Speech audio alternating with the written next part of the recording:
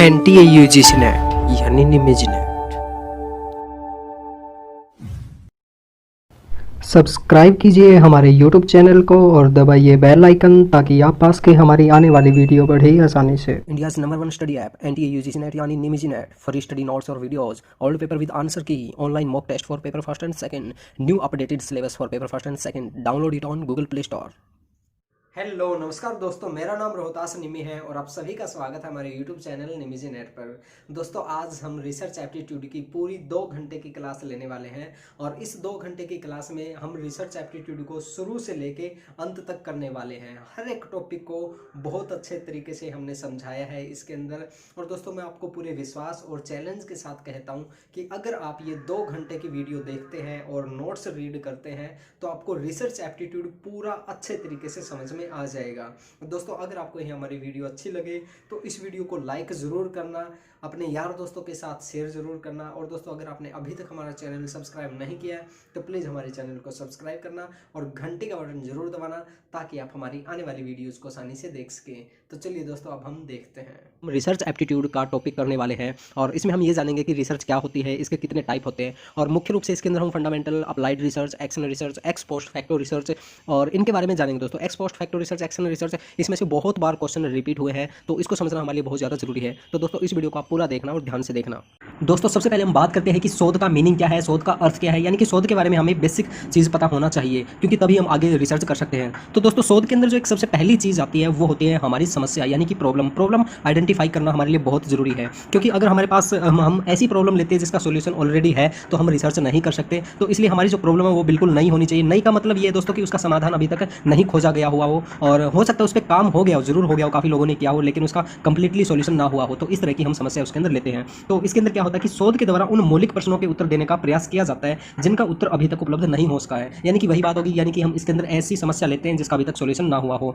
और शोध के अंदर क्या होता है दोस्तों, इसके अंदर जैसे मानवीय ज्ञान में वृद्धि होती है, यानी कि हमारी जो नॉलेज है वो इंक्रीज होती है। और अगर इसे हम इंग्लिश के अंदर देखें तो दोस्तों, जैसे रिसर्च का बनता है री प्लस सर्च, यानी कि किसी तथ्य के बारे में हमें बार बार खोजना, उसकी जो समस्या है उससे रिलेटेड तथ्यों को एकत्रित करना और उससे जो रिजल्ट निकलता है उसके आधार पर हमें देखना कि हमारा समाधान हुआ है या नहीं हुआ है। और भी इसके अंदर काफ़ी तरह की बातें आती है जो हमें पता होना चाहिए। जैसे कि ये है दोस्तों कि अनुसंधान, यानी कि रिसर्च के अंदर नवीन तथ्यों की खोज की जाती है, यानी कि नई नई चीज़ें खोजी जाती है और इसके अंदर जो हमारा जो पुराना जो ज्ञान है उसको इंक्रीज किया जाता है। और ये जो चीज़ है दोस्तों, ये क्वेश्चन पेपर में आती है कि अनुसंधान के अंदर क्या किया जाता है, तो वो ऑप्शन दे देंगे कि नवीन तथ्यों की खोज करना और भी 4-5 तरह के ऑप्शन देंगे और उनमें से हमें मल्टीपल क्वेश्चन सेलेक्ट करने होंगे। तो ये छोटी छोटी चीज़ें जो हमें पता होना चाहिए और भी हम इसके अंदर चीज़ें करेंगे, जो इसकी विशेषताएं वगैरह है वो करेंगे, उसमें आपको अच्छे से समझ में आ जाएगा। अब देखिए, अब हम बात करते हैं अनुसंधान की विशेषताएं क्या होती है। दोस्तों, इसमें से काफ़ी बार क्वेश्चन आता है विशेषताओं में से, तो ये हमें करना जरूरी है। तो थोड़ा सा एक बार ध्यान से देख लेना कि अनुसंधान की जो प्रक्रिया होती है वो एक वैज्ञानिक तरीके से होती है, सिस्टमैटिक ढंग से और सुनियोजित तरीके से वो की जाती है। ऐसे नहीं है कि रिसर्च से मन में आया उसी तरीके से कर लिया और वो वैज्ञानिक नहीं, वो वैज्ञानिक होनी चाहिए, सिस्टमैटिक होनी चाहिए और व्यवस्थित तरीके से होनी चाहिए। उसके बाद में जैसे ये चीज़ हमारी आगे की नवीन ज्ञान के अंदर वृद्धि की जाती है कि हमारा जो ज्ञान है उसके अंदर इंक्रीजमेंट किया जाता है। उसके बाद में जैसे हमारी जो शोध है दोस्तों वो विश्वसनीय होनी चाहिए, उस पर लोग विश्वास करें, इस तरह की हमारी शोध होनी चाहिए। और शोध के अंदर क्या होता है कि जैसे गुणात्मक और परिणात्मक पद्धतों की व्याख्या की जाती है, यानी कि इसके अंदर क्या होता है कि हम जैसे गुणात्मक और परिणात्मक जो चीज़ें होती हैं उनकी हम व्याख्या करते हैं। गुणात्मक का अगर मैं बात करूँ तो जैसे कि वो एक एग्जाम्पल लेते हैं, जैसे कि हमारे देश के अंदर जो लड़कियां हैं उनको मारा जा रहा है, कोख के अंदर मारा जा रहा है, तो उसकी लोगों की थिंकिंग क्या है, तो उनका गुण क्या है, लोगों का किस वजह से वो मारे, इस तरीके की जो थिंकिंग होती है वो भी हम इंक्लूड करते हैं शोध के अंदर।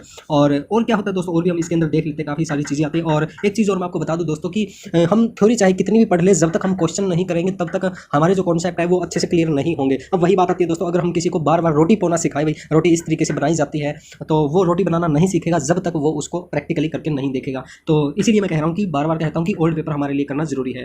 और आगे आता है दोस्तों हमारा शोध की विधियाँ, यानी कि अनुसंधान की विधियाँ, टाइप ऑफ रिसर्च। अब देखिए दोस्तों, इसके अंदर कंफ्यूजन क्या होता है कि एक तो देखो टाइप ऑफ रिसर्च होता है, एक मेथड ऑफ रिसर्च होता है, तो इसके अंदर मिक्स सा होता है ये, तो इसमें थोड़ा सा कंफ्यूज हो जाते हैं। लेकिन इसके अंदर बात करें कि टाइप ऑफ रिसर्च में मुख्य रूप से 2 तरह की होती है। एक होती है दोस्तों हमारी फंडामेंटल रिसर्च, यानी कि इसे मूलभूत अनुसंधान या बेसिक अनुसंधान भी कहते हैं, इसे कई तरीके से पुकारा जाता है, तो इसके बारे में हमें पता होना चाहिए।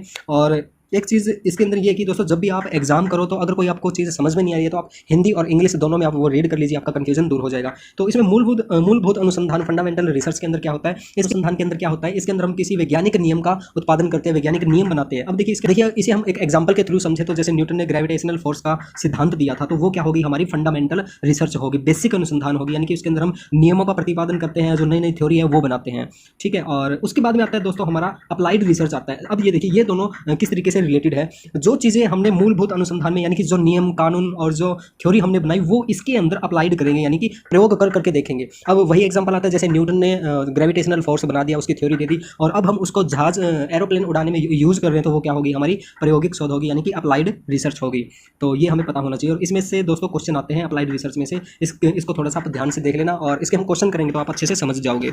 और आगे आते हैं दोस्तों हमारा और भी काफ़ी तरह की रिसर्च है। जैसे अब बात करते हैं जैसे कि क्वांटिटेटिव और क्वालिटेटिव रिसर्च, यानी कि मात्रात्मक और गुणात्मक शोध। मात्रात्मक शोध के अंदर हम मात्रा की बात करते हैं, क्वांटिटी की बात करते हैं, और गुणात्मक शोध में उसके गुणों की बात करते हैं। जैसे कि मैंने पहले एग्जांपल दिया था कि हमारे देश के अंदर लड़कियां मर रही है, अगर उनकी काउंटिंग की बात करें भाई किस राज्य में कितनी मर रही है, और गाँव लेवल पे हर लेवल पे वो देखे तो वो क्या होगी, यानी कि उनकी काउंटिंग करें तो वो होगी हमारी मात्रात्मक शोध, यानी कि क्वांटिटेटिव शोध होगी। और अगर हम उसके विचार देखें भी क्यों लड़कियां मर रही हैं, उसके पीछे रीजन क्या है, लोगों की थिंकिंग क्या है, तो वो क्या होगी, हमारी क्वालिटेटिव यानी कि गुणात्मक रिसर्च होगी। इसके अंदर ये डिफरेंस है। और अब अगली रिसर्च आती है दोस्तों हमारी वर्णनात्मक अनुसंधान। जैसे कि नाम से ही पता चल रहा है कि इसके अंदर हम किसी समस्या का अच्छे से वर्णन करते हैं और तब जाके हम उसका समाधान खोजने का प्रयास करते हैं। उसके बाद आता है जैसे कोरिलेशन। कोरिलेशन के अंदर क्या होता है कि एक चीज़ का दूसरी चीज़ के साथ संबंध स्थापित करने की कोशिश करते हैं और उनमें देखते हैं कि इनके अंदर क्या रिलेशन है। और उसके बाद में आता है दोस्तों जैसे एक्सप्लेनेटरी, यानी कि इसके अंदर क्या होता है कि एक्सप्लेन करना, किसी चीज़ को अच्छे तरीके से एक्सप्लेन करने की कोशिश की जाती है, यानी किसी थ्योरी आदि को पूरी तरह से एक्सप्लेन करने की जो रिसर्च की जाती है उसे हम एक्सप्लेनेटरी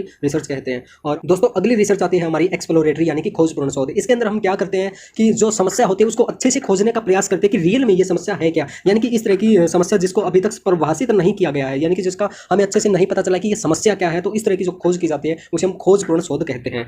और उसके बाद आता है दोस्तों प्रयोगात्मक शोध, यानी कि एक्सपेरिमेंटल शोध। इसके अंदर हम एक्सपेरिमेंट कर करके देखते हैं कि क्या चीज़ करने से क्या हो रहा है। जैसे कि वैज्ञानिक होते हैं वो एक्सपेरिमेंट वगैरह करते रहते हैं। दोस्तों हमारी अगली रिसर्च आती है डिडक्टिव तथा इंडक्टिव रिसर्च। इसके अंदर निगमन तथा आगमन विधि हम कहते हैं। देखिए निगमन विधि के अंदर क्या होता है, पहले हमें नियम बता दिया जाता है, उसके बाद हम उदाहरणों के द्वारा उस समस्या को समझने की कोशिश करते हैं, उसका समाधान खोजने की कोशिश करते हैं। और इस विधि में जो सिद्धांत और परिभाषा है वो हमें पहले ही बता दी जाती है, बाद में उस सिद्धांत का प्रयोग बताया जाता है। ये चीज़ हमें समझना जरूरी है दोस्तों, छोटी छोटी चीज़ें यही से हमारे क्वेश्चन आते हैं। और एक और चीज़ इसके अंदर जो इंपॉर्टेंट है दोस्तों, निगमन विधि के अंदर जो निगमन विधि है वो सामान्य से विशेष की ओर चलती है, और इसमें से काफ़ी बार क्वेश्चन आ चुके हैं, जो हमारे पुराने मेंबर हैं उनको पता होगा, तो आप भी ये अच्छे से ध्यान में रख लेना। और आगे हम बात करते हैं जैसे कि आगमन विधि। आगमन विधि जो है वो निगमन विधि की अपोजिट हम कह सकते हैं। इस विधि में क्या होता है दोस्तों, हमें विशेष से हम सामान्य की ओर चलते हैं। इसमें विशेष तथ्य घटनाओं को हमें पहले जिक्र किया जाता है, उसके बाद में हम सामान्य नियमों और सिद्धांतों का निर्माण करते हैं। और इस विधि में हम ज्ञात से अज्ञात की ओर चलते हैं, विशिष्ट से सामान्य की ओर, मूर्त से अमूर्त की ओर चलते हैं। तो ये चीज़ें दोस्तों छोटी छोटी चीज़ें हमें पता होना चाहिए, और इन्हीं में से हमारे क्वेश्चन बनते हैं। अभी जैसे हम आगे क्वेश्चन करेंगे तो आपको पता चल जाएगा कि किस तरीके से क्वेश्चन आते हैं इनमें से। और आगे जैसे बात करें दोस्तों हमारी आती है वैचारिक, यानी कि कॉन्सेप्चुअल, यानी कि किसी विचार के ऊपर किसी थ्योरी के बारे में जो रिसर्च करते हैं उसे हम वैचारिक शोध कहते हैं। उसके बाद आता है दोस्तों अनुभविक शोध, इंपेरिकल। इसके अंदर ऑब्जर्वेशन और डेटा के आधार पर जो अनुभव हमने प्राप्त किए हैं उसके अनुसार जो शोध की जाती है उसे हम इंपेरिकल रिसर्च कहते हैं। और उसके बाद आता है दोस्तों ऐतिहासिक शोध। अब ये देखिए ऐतिहासिक शोध में क्या होता है, इसका संबंध भूतकाल से होता है, यानी कि जो चीज़ बीत चुकी है उसके बारे में हम रिसर्च करें तो उसे हम क्या कहते हैं, हिस्टोरिकल रिसर्च या ऐतिहासिक शोध कहते हैं। उसके बाद आता है दोस्तों क्रियात्मक शोध। अब देखिए हमने देखा था कि क्रियात्मक शोध से कितने क्वेश्चन पूछे गए थे, तो इसे समझना जरूरी है। देखिए इसके अंदर क्या होता है कि किसी समस्या का जल्दी समाधान पाने के लिए जो रिसर्च की जाती है उसे हम क्या कहते हैं, क्रियात्मक शोध कहते हैं। और क्रियात्मक शोध में दोस्तों और भी काफ़ी तरह की बातें हैं, वो हम जब आगे पढ़ेंगे, जैसे स्टेप ऑफ रिसर्च की बात करेंगे तो उसके अंदर क्रियात्मक शोध आएगा, तो हम इसके बारे में बात करेंगे। और जब हम क्वेश्चन करेंगे तो भी हम इसको अच्छे से समझेंगे। अगली शोध आती है दोस्तों हमारी विश्लेषणात्मक शोध, यानी कि एनालिटिकल शोध। इसके अंदर हम क्या करते हैं दोस्तों, जो हमारे पास सूचनाएं होती है उनका अध्ययन करते हैं हम, यानी कि उनको एनालिसिस करके देखते हैं कि क्या है क्या नहीं है। और उसके बाद आती है दोस्तों हमारी सिद्धांतिक, यानी कि थ्योरेटिकल शोध। इसके अंदर हम क्या करते हैं, जो हमारे पास सिद्धांत वगैरह है उसको लेकर हम शोध करते हैं। दोस्तों हमारी अगली रिसर्च आती है निदानिक शोध, यानी कि डायग्नोस्टिक या क्लिनिकल रिसर्च। इसके अंदर क्या होता है दोस्तों, एक समस्या से रिलेटेड सभी तत्वों के बारे में हम बात करते हैं, उससे रिलेटेड जितनी भी बातें होती है उस पर हम देखते हैं कि क्या हो सकता है क्या नहीं हो सकता। जैसे कि इसे हम एक एग्जाम्पल के रूप में देखें दोस्तों, कि जैसे कोई संस्था है या कोई गाँव है उसके अंदर बीमारी फैल गई, तो हम क्या देखेंगे कि उस गाँव में बीमारी है वो क्यों फैली है, उसका वातावरण कैसा है, और वहाँ पर जो अस्पताल है वो कैसे, और वहाँ के जो लोग हैं वो किस तरीके से रहते हैं, यानी कि अच्छे तरीके से रहते हैं या गंदे तरीके से रहते हैं, यानी कि जो बीमारी फैली है उसके क्या क्या रीज़न हो सकते हैं, उसको पूरे तरीके से हम देखते हैं। इसी तरीके से क्या होता है, किसी समस्या को हम लेते हैं और उससे रिलेटेड सारी चीज़ों को हम देखने का प्रयास करते हैं, तो उसे हम क्या कहते हैं, निदानिक शोध कहते हैं। दोस्तों हमारी अगली शोध आती है एक्स पोस्ट फैक्टो रिसर्च, यानी कि इसे हम हिंदी में कहते हैं कार्योत्तर अनुसंधान या पश्चान्मुखी अनुसंधान कहते हैं।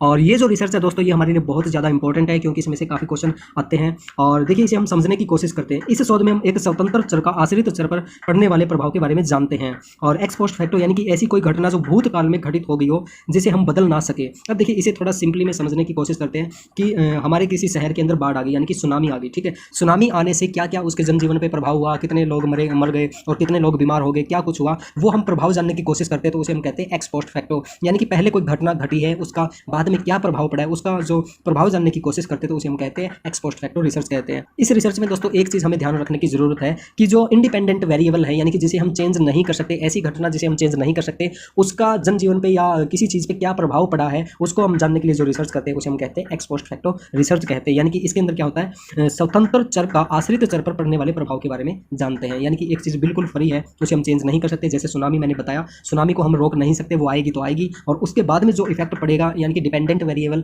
जो बीमारी वगैरह होगी वो किस तरीके से हुई। अब जो बीमारी है, देखिए बीमारी को हम कंट्रोल कर सकते हैं, तो बीमारी जो है वो हमारी डिपेंडेंट वेरिएबल है, और जो सुनामी है हमारी वो इंडिपेंडेंट वेरिएबल है। तो ये थोड़ा सा समझने की जरूरत है। और दोस्तों अगर आपको ये समझ में ना आए तो आप हमें कमेंट बॉक्स के जरिए पूछ सकते हैं, मैं आपके सभी सवालों का जवाब देने की कोशिश करूंगा। हो सकता है वीडियो में कई चीज़ें समझ में ना आए, तो आप मेरे को बता देना, मैं आपके सभी सवालों के जवाब देने की कोशिश करूंगा। और ज़्यादा हमें तब समझ में आएगा जब हम क्वेश्चन करेंगे, तो उसमें हमें लाइव देखने को मिलेगा कि किस किस तरह से क्वेश्चन पूछे जाते हैं, तब हमें ये चीज़ें ज़्यादा अच्छे से समझ में आएगी। और आगे हम बात करते हैं दोस्तों कि लॉन्गिट्यूडिनल रिसर्च। इसके अंदर क्या होता है दोस्तों कि जो चीज़ पहले से चली हुई आ रही है, यानी कि एक इंटरवल ऑफ टाइम की बात करते हैं इसके अंदर। जैसे इसके अंदर मान के चलते हैं कि जैसे 50 सालों से कोई चीज़ चली हुई आ रही है, तो उसके हर 5 साल में क्या क्या बदलाव हुए हैं, तो वो चीज़ हम जानने की कोशिश करते हैं। अब जैसे हम मोबाइल का एग्जांपल लेते हैं कि आज से 10 साल पहले कैसे था, उससे 10 साल पहले कैसे था, यानी कि 50 साल का हम डेटा लें और उसमें देखें कि मोबाइल में किस तरीके से परिवर्तन आया है, तो उसे हम कहते हैं लॉन्गिट्यूडिनल रिसर्च कहते हैं। और उसके बाद आता है दोस्तों कारण प्रभाव, यानी कि कैजुअल रिसर्च। इस तरह की रिसर्च में हम किसी एक चर के कारण दूसरे चर पर पड़ने वाले प्रभाव के बारे में जानते हैं। यानी कि इसके अंदर क्या होता है कि एक चीज़ का दूसरी चीज़ पर क्या प्रभाव पड़ रहा है, उसके अंदर हम देखते हैं। दोस्तों अगली रिसर्च आती है हमारे पास सेंस रिसर्च। इसके अंदर क्या होता है दोस्तों, इसके अंदर हम जो जनसंख्या लेते हैं उसमें हर एक व्यक्ति से मिलते हैं। इसमें संपूर्ण जनसंख्या की गणना की जाती है, इसमें सैंपलिंग का प्रयोग नहीं किया जाता, और इसमें हम हर एक व्यक्ति से मिलते हैं। और नॉर्मली क्या होता है दोस्तों, हम जब रिसर्च करते हैं तो जैसे 10 लोगों में से हमने किसी एक व्यक्ति को चुन लिया, यानी कि वो एक सैंपल के तौर पर हम व्यक्ति लेते हैं। लेकिन इसके अंदर क्या होता है कि हम हर एक व्यक्ति से जा जाके मिलते हैं, तो इसे हम क्या कहते हैं, सेंस रिसर्च कहते हैं, जैसे कि हमारी जनगणना होती है। तो दोस्तों ये हमारे टाइप ऑफ रिसर्च थे, मेन जो टाइप थे लगभग मैंने सभी करवा दिए हैं, और मैंने कोशिश की है कि कम से कम टाइम में आपको ज़्यादा से ज़्यादा अच्छी जानकारी दे सकूँ। और फिर भी दोस्तों अगर आपको किसी भी तरह की कोई चीज़ समझ में नहीं आई है, कोई टाइप समझ में नहीं आया है, तो आप हमसे पूछ सकते हैं, कमेंट बॉक्स के जरिए पूछ सकते हैं। तो आज हम रिसर्च के अंदर वेरिएबल्स के बारे में जानने वाले हैं, अनुसंधान के चर के बारे में। दोस्तों ये एक ऐसी चीज़ है जो रिसर्च में आगे बहुत बार यूज होगी। चर और वेरिएबल का नाम आपको हर बार सुनना पड़ेगा, बार बार, तो इसके बारे में हमें अच्छे से पता होना ज़रूरी है। और ज़्यादा दिक्कत उन दोस्तों को आती है जो पहली बार एग्जाम दे रहे हैं। तो आप ये अच्छे से समझ लें कि अनुसंधान में चर क्या होते हैं, यानी कि वेरिएबल क्या होते हैं, किन्हें कहते हैं। अक्सर इसमें कन्फ्यूजन बना रहता है, स्टूडेंट अच्छे से नहीं समझ पाते। तो आज की इस वीडियो में हम बहुत ही अच्छे से और आसान तरीके से समझेंगे कि अनुसंधान के चर यानी कि वेरिएबल क्या होते हैं। तो चलिए दोस्तों अब हम शुरुआत करते हैं। देखिए चर क्या है। चर को हम किसी भी वस्तु, घटना, विचार इत्यादि से परिभाषित कर सकते हैं जिसकी कुछ मात्रा हो या फिर जिसका कोई गुण हो, जैसे कि भूकंप, बीमारी, नमक, नियम, गाड़ी इत्यादि। चर की काफ़ी तरह की विशेषताएं हो सकती है, जो या तो चर खुद प्रभावित हो सकता है या फिर किसी दूसरी वस्तु को प्रभावित कर सकता है। अब देखिए इसके अंदर हम आसानी से समझने की कोशिश करते हैं कि चर क्या होता है। तो दोस्तों चर कुछ भी हो सकता है। चर एक वस्तु हो सकती है, घटना हो सकती है, विचार हो सकती है, कुछ भी चीज़ हो सकती है जिसका या किसी दूसरी चीज़ पर इफेक्ट पड़ता हो या फिर वो खुद प्रभावित होती हो। ठीक है, जैसे कि हमने भूकंप की बात की। भूकंप आता है तो हमारा जो जीवन है अस्त व्यस्त हो जाता है। बीमारी होने से हमारा जो शरीर है वो खराब हो जाता है। नमक अगर किसी चीज़ में ज़्यादा पड़ जाए, कम पड़ जाए, तो वो सब्जी है वो भी खराब हो जाती है। नियम तोड़ने से और या नियमों का पालन करने से हमारी चीज़ें अच्छी और बुरी हो सकती है। और गाड़ी है, गाड़ी को भी सही चलाने से वो सही चलेगी और गलत चलाने से वो हमारा एक्सीडेंट कर सकती है। यानी कि चर का मतलब कोई भी ऐसी वस्तु वो या तो किसी और चीज़ को प्रभावित करती हो या फिर वो किसी और चीज़ से खुद प्रभावित होती हो। ठीक है, और यहाँ पे अगर आप इंग्लिश में पढ़ना चाहे तो इंग्लिश में भी पढ़ सकती है। Variables are anything can effect or change the result of study, यानी कि किसी भी स्टडी के रिजल्ट को चेंज करने की अक्षमता रखते हैं, उसे हम क्या कहते हैं, वेरिएबल्स कहते हैं। और इसमें देखिए अब हम एग्जाम्पल के थ्रू समझने की कोशिश करते हैं कि वेरिएबल्स क्या होते हैं। देखिए जैसे एयर पोल्यूशन एक वेरिएबल है, एक चर है। अब देखिए एयर पोल्यूशन जब बढ़ेगा, ज़्यादा एयर पोल्यूशन होगा तो क्या होगा, डिजीज़ यानी कि बीमारी बढ़ने लग जाएगी। यहाँ पे दो चर है हमारे पास, एक तो है एयर पोल्यूशन और दूसरा है डिजीज़। तो अब देखिए जो डिजीज़ है वो किसके ऊपर डिपेंडेंट है, एयर पोल्यूशन के ऊपर डिपेंड करती है डिजीज़। ठीक है, तो इसमें जो एयर पॉल्यूशन है दोस्तों, इस चर के द्वारा ये चर प्रभावित हो रहा है। तो यहाँ पे आपको समझ में आ गया कि कौन कौन से चर है हमारे, एयर पॉल्यूशन है और डिजीज है, और कौन किससे प्रभावित हो रहा है ये भी हमें समझ में आ गया। अब देखिए इसमें और भी कुछ एग्जाम्पल देखते हैं वेरिएबल्स के, जैसे स्टूडेंट स्लिप्स और इफेक्ट स्टडी स्कोर। यानी कि अब देखिए स्टूडेंट है वो सोएगा तो उसका जो स्टडी स्कोर है वो प्रभावित होगा। अब देखिए इसमें दो तरीके से प्रभावित होगा। अगर स्टूडेंट बहुत ज़्यादा सोएगा, ठीक है, तो भी उसका जो स्कोर है वो डाउन चला जाएगा। और अगर स्टूडेंट बिल्कुल भी नहीं सोएगा, दिन में मान लो 2 घंटे सोता है, तो भी उसका जो स्कोर है वो इफेक्ट होगा। ठीक है, यानी कि जो स्कोर है वो इसके सोने के ऊपर प्रभावित कर रहा है। यहाँ पे दो हमारे वेरिएबल है, ये हमें पता चल गया। अब दूसरा जैसे ग्लोबल वार्मिंग, ग्लोबल वार्मिंग बढ़ने से क्या होता है, हमारा टेम्परेचर इंक्रीज हो जाता है। तो यहाँ पे भी दो वेरिएबल हो गए। और अगला जैसे ईटिंग आइसक्रीम, आइसक्रीम के खाने से क्या होता है, फीवर यानी कि बुखार हो जाता है। तो मेरे ख्याल से आपको समझ में आ रहा होगा अच्छे से कि वेरिएबल क्या होते हैं। तो इस तरह की कोई भी चीज़ जो या तो खुद प्रभावित होती हो किसी चीज़ से, या वो फिर किसी और को प्रभावित करती है, उसे हम क्या कहते हैं, चर कहते हैं। और आगे हम इसकी बात करते हैं कि चर है उसके कितने कितने तरह के हो सकते हैं। मेन जो चरों की हम बात करेंगे। अब देखिए सबसे पहले जो चीज़ आती है टाइप ऑफ वेरिएबल्स के अंदर, स्वतंत्र चर, इंडिपेंडेंट वेरिएबल। अब देखिए इंडिपेंडेंट का मतलब होता है स्वतंत्र, यानी कि उसका किसी भी चीज़ के ऊपर कोई प्रभाव नहीं पड़ता, वो बिल्कुल फ्री होती है। इस तरह के चर पूरी तरह से स्वतंत्र होते हैं, इन पर किसी का भी कोई प्रभाव नहीं पड़ता। जैसे कि सुनामी को हम रोक नहीं सकते। ठीक है दोस्तों, यानी कि इस तरह के जो चर होते हैं वो बिल्कुल स्वतंत्र होते हैं, उसका किसी पर कोई प्रभाव नहीं पड़ता। जैसे कि हमने सुनामी की बात की, अब सुनामी आएगी तो आएगी, सुनामी को हम नहीं रोक सकते। ठीक है, सुनामी को हम नहीं रोक सकते, तो ये हमारी क्या होगी दोस्तों, हमारी इंडिपेंडेंट वेरिएबल यानी कि स्वतंत्र चर। ठीक है, और अगला आता है दोस्तों हमारा आश्रित चर, आश्रित यानी कि डिपेंडेंट वेरिएबल। यह चर कुछ इस तरह के होते हैं जिन्हें हम नियंत्रित कर सकते हैं। अब देखिए ये ऐसे वेरिएबल होते हैं जिनको हम कंट्रोल कर सकते हैं, उसके प्रभाव को कंट्रोल कर सकते हैं। जैसे कि किसी व्यक्ति को बुखार हो गया हो तो उसे हम दवाई देकर ठीक कर सकते हैं। इसके अंदर क्या होता है दोस्तों, ये जो चर होता है वो किसी और चीज़ के ऊपर डिपेंड होता है। जैसे बुखार की हमने बात की, तो बुखार किसी और के ऊपर डिपेंड है, इसे हम कंट्रोल कर सकते हैं, कम कर सकते हैं, ज़्यादा कर सकते हैं। और आगे आते हैं दोस्तों हमारे पास मध्यवर्ती चर यानी कि इंटरवीविंग वेरिएबल, मीडिएटिंग। इस तरह के ये देखिए इस तरह के चर को हम पूर्ण रूप से देख नहीं सकते, लेकिन यह चर स्वतंत्र चर और आश्रित चर के बीच शामिल होता है। अब देखिए हमने बात की थी यहाँ पे डिपेंडेंट और इंडिपेंडेंट वेरिएबल की। जो मध्यवर्ती चर होता है, इन दोनों के बीच में चर होता है जिसे हम अच्छे तरीके से नहीं देख सकते, और यह चर इन दोनों के बीच होने वाले संबंध के बारे में बताता है। अब देखिए यहाँ पे एक एग्जाम्पल देखते हैं कि एक होगी आइसक्रीम होगी, और फिर हो गया बच्चे ने खाई, तीसरा हो गया बुखार हो गया, और फिर वो बच्चा स्कूल नहीं जा पाया। ठीक है, यहाँ पे अगर वेरिएबल की बात करें तो कई तरह के वेरिएबल है। जैसे एक होगी आइसक्रीम होगी, ठीक है, और फिर बच्चे ने उसको खाया, और फिर हो गया बुखार, और फिर इफेक्ट क्या पड़ा कि वो स्कूल नहीं जा पाया। अब देखिए अगर हम इन दो चीज़ की बात करें, दो वेरिएबल की बात करें, इन दो की हम बात करें, ठीक है, तो इन दो के बीच में ये वेरिएबल भी आ रहे हैं, तो इनको हम क्या कहेंगे, मध्यवर्ती चर या इंटरवीविंग वेरिएबल, मीडिएटिंग वेरिएबल कहेंगे। ठीक है, और आगे हम देखते हैं दोस्तों मॉडरेटर वेरिएबल। ये क्या होते हैं, यह चर स्वतंत्र और आश्रित चर के बीच संबंधों को सुधारने का काम करता है। अब ये देखिए जो स्वतंत्र और आश्रित यानी कि डिपेंडेंट और इंडिपेंडेंट वेरिएबल है, उनके बीच में जो संबंध है उनको सुधारने का काम करते हैं। अब देखिए यहीं पे हम एग्जाम्पल के तौर पे लेके चलते हैं कि बच्चे ने आइसक्रीम खाई और वो स्कूल नहीं जा पाया। ठीक है, हमें पता क्यों नहीं जा पाया, क्योंकि उसको बुखार हो गया। अब देखिए बुखार हम चाहे तो 5 दिन में भी ठीक कर सकते हैं, और अगर हम केयर ना करें तो हो सकता है उसे 15 दिन भी लग जाए। तो अगर यहाँ पे हम बच्चे को मेडिसिन वगैरह देंगे, मेडिसिन एक हमारा चर हो गया, मेडिसिन देंगे तो वो उसमें बच्चा के स्कूल जल्दी जाने लगेगा। तो ये हमारा क्या हो गया दोस्तों, हमारा मॉडरेट वेरिएबल, यानी कि दोनों के संबंधों को सुधारने का काम कर रहा है। ठीक है, और आगे आते हैं दोस्तों हमारे पास नियंत्रित चर, कंट्रोल वेरिएबल। इस तरह के चरों को हम अपनी आवश्यकता के अनुसार नियंत्रित कर सकते हैं। ठीक है दोस्तों, और इसे यानी कि जो हमारी नीड है उसे कम करना है, ज़्यादा करना है, उस हिसाब से हम कर सकते हैं। अगला आता है दोस्तों हमारा confounding variable, extra variable that have a hidden effect on your experimental result. अब देखिए इसके अंदर क्या होता है दोस्तों, इसके अंदर कोई ऐसा हमारे पास वेरिएबल होता है जो जिसका एक छुपा हुआ प्रभाव होता है। अब देखिए इसके अंदर हम क्या यही एग्जांपल लेके चलते हैं कि बच्चे ने आइसक्रीम खाई, उसको बुखार हो गया, बच्चा स्कूल नहीं जा पाया। अब देखिए हमें लग रहा है कि बच्चे ने जो आइसक्रीम है वो खाने से उसको बुखार हो गया, हमें ये पता चल रहा है, लेकिन इसका एक और रीज़न भी हो सकता है कि बच्चे को मच्छर खा रहे हो, उसे डेंगू बुखार हो रहा हो। ठीक है, हम इस वहम में रहे कि बच्चे को सर्दी लगी इसलिए इसको बुखार हो गया, लेकिन हो सकता है उसे बुखार होने का रीज़न कुछ और ही हो, डेंगू मच्छर ने काट लिया हो, मलेरिया हो गया, या कुछ और हो गया हो, गंदा पानी पीने से बुखार हो गया हो, और वो फिर स्कूल ना जा पाए हो, और हमें लग रहा हो कि बच्चे ने आइसक्रीम खाई है इसलिए वो बीमार हो गया। तो इस तरह के वेरिएबल जिनका that have a hidden effect on your experimental result, जिनका छुपा हुआ प्रभाव होता है। दोस्तों अगला हमारा वेरिएबल आता है लैटिन वेरिएबल। अब देखिए लैटिन वेरिएबल के अंदर क्या होता है, ए hidden variable that can't be measured और ऑब्जर्व्ड डायरेक्टली। अब देखिए ये वही बात आती है, जैसे हमने ये एग्जांपल लिया था कि बच्चे को बुखार हो गया। ठीक है, बच्चे को बुखार होने के कई रीज़न हो सकते हैं, जैसे उसने हो सकता है गंदा पानी पी लिया हो, या फिर मच्छर ने काट लिया हो। ठीक है, अब ये जो वेरिएबल होते हैं छुपे वेरिएबल, इनको हम डायरेक्टली मेजर नहीं कर सकते कि बच्चे ने कितना गंदा पानी पिया, किस वजह से बुखार हुई, क्या हुआ, यानी कि उनको हम मेजर और ऑब्जर्व डायरेक्टली रूप से नहीं कर सकते, उसे हम क्या कहते हैं, लैटिन वेरिएबल कहते हैं। और इसमें से एक से दो बार क्वेश्चन आया दोस्तों, ये आप ध्यान से देख लेना। और आगे है दोस्तों हमारा मैनिफेस्ट वेरिएबल। अब देखिए मैनिफेस्ट वेरिएबल लैटिन वेरिएबल का थोड़ा सा उल्टा है। ये variable that can be directly observe और मेजर, यानी कि ऐसा वेरिएबल जिसे हम डायरेक्टली ऑब्जर्व कर सकते हैं और पहचान सकते हैं। अब यही एग्जाम्पल हम लेके चलते हैं कि बच्चे ने आइसक्रीम खाई, उसे बुखार हो गया। अब हम ये देख सकते हैं कि बच्चे ने एक आइसक्रीम खाई थी या 10 आइसक्रीम खाई थी या कितनी आइसक्रीम खाई थी, ठीक है, ये हमें डायरेक्टली पता चल रहा है, ठीक है। यानी कि इस तरह के वेरिएबल जिनको हम डायरेक्टली देख सकते हैं, ऑब्जर्व कर सकते हैं और मेजर कर सकते हैं, उन्हें हम क्या कहते हैं, मैनिफेस्ट वेरिएबल कहते हैं। आगे आता है दोस्तों हमारे पास एंडोजेनियस वेरिएबल। इसके अंदर क्या होता है दोस्तों, सिमिलर टू डिपेंडेंट वेरिएबल, ये डिपेंडेंट वेरिएबल की तरह ही होते हैं। They are affected by other variable in the system. ये दोस्तों वही है कि डिपेंडेंट वेरिएबल की तरह होते हैं, आश्रित चर की तरह होते हैं, जो किसी और के द्वारा प्रभावित होते हैं हमारी स्टडी के अंदर।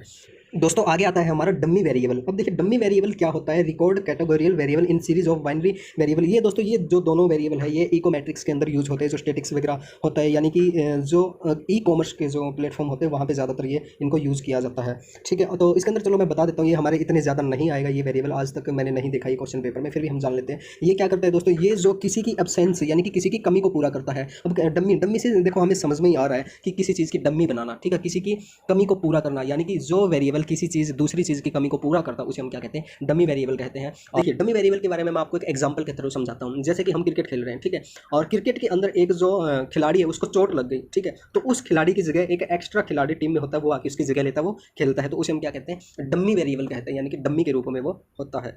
और देखिए दोस्तों मैंने आपको जितने भी मेन वेरिएबल्स थे वो मैंने सभी आपको करवा दिए हैं। और वेरिएबल अगर देखा जाए तो इसके अलावा भी बहुत से वेरिएबल हो सकते हैं, छोटे छोटे, हर फील्ड के अंदर अलग अलग वेरिएबल होते हैं, लेकिन हमारे नॉर्मली जो वेरिएबल यूज़ होते हैं वो मैंने आपको करवा दिए हैं। और मुझे उम्मीद है कि आप सभी को वेरिएबल्स के बारे में अच्छे से पता चल गया होगा। और अगर किसी दोस्त का कोई भी किसी भी तरह का कोई सवाल जवाब है तो वो हमसे कमेंट बॉक्स के जरिए पूछ सकते हैं, हम आपके सभी सवालों का जवाब देने की पूरी कोशिश करेंगे। India's #1 study app, NTA UGC NET यानी निमिजी नेट, free study notes और videos, old paper with answer key, online mock test for paper first and second, new updated syllabus for paper first and second. Download it on Google Play Store.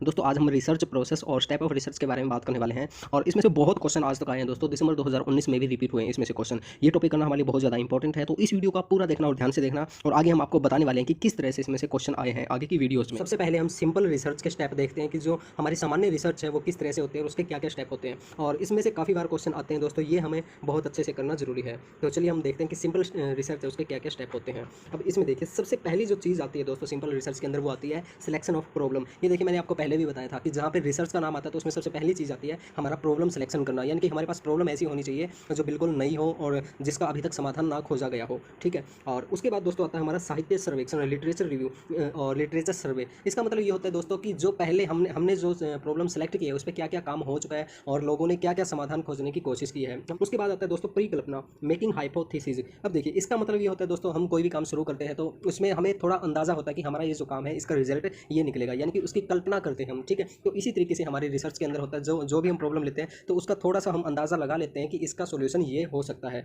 ठीक है, यानी कि उसकी हम कल्पना करते हैं पहले ही।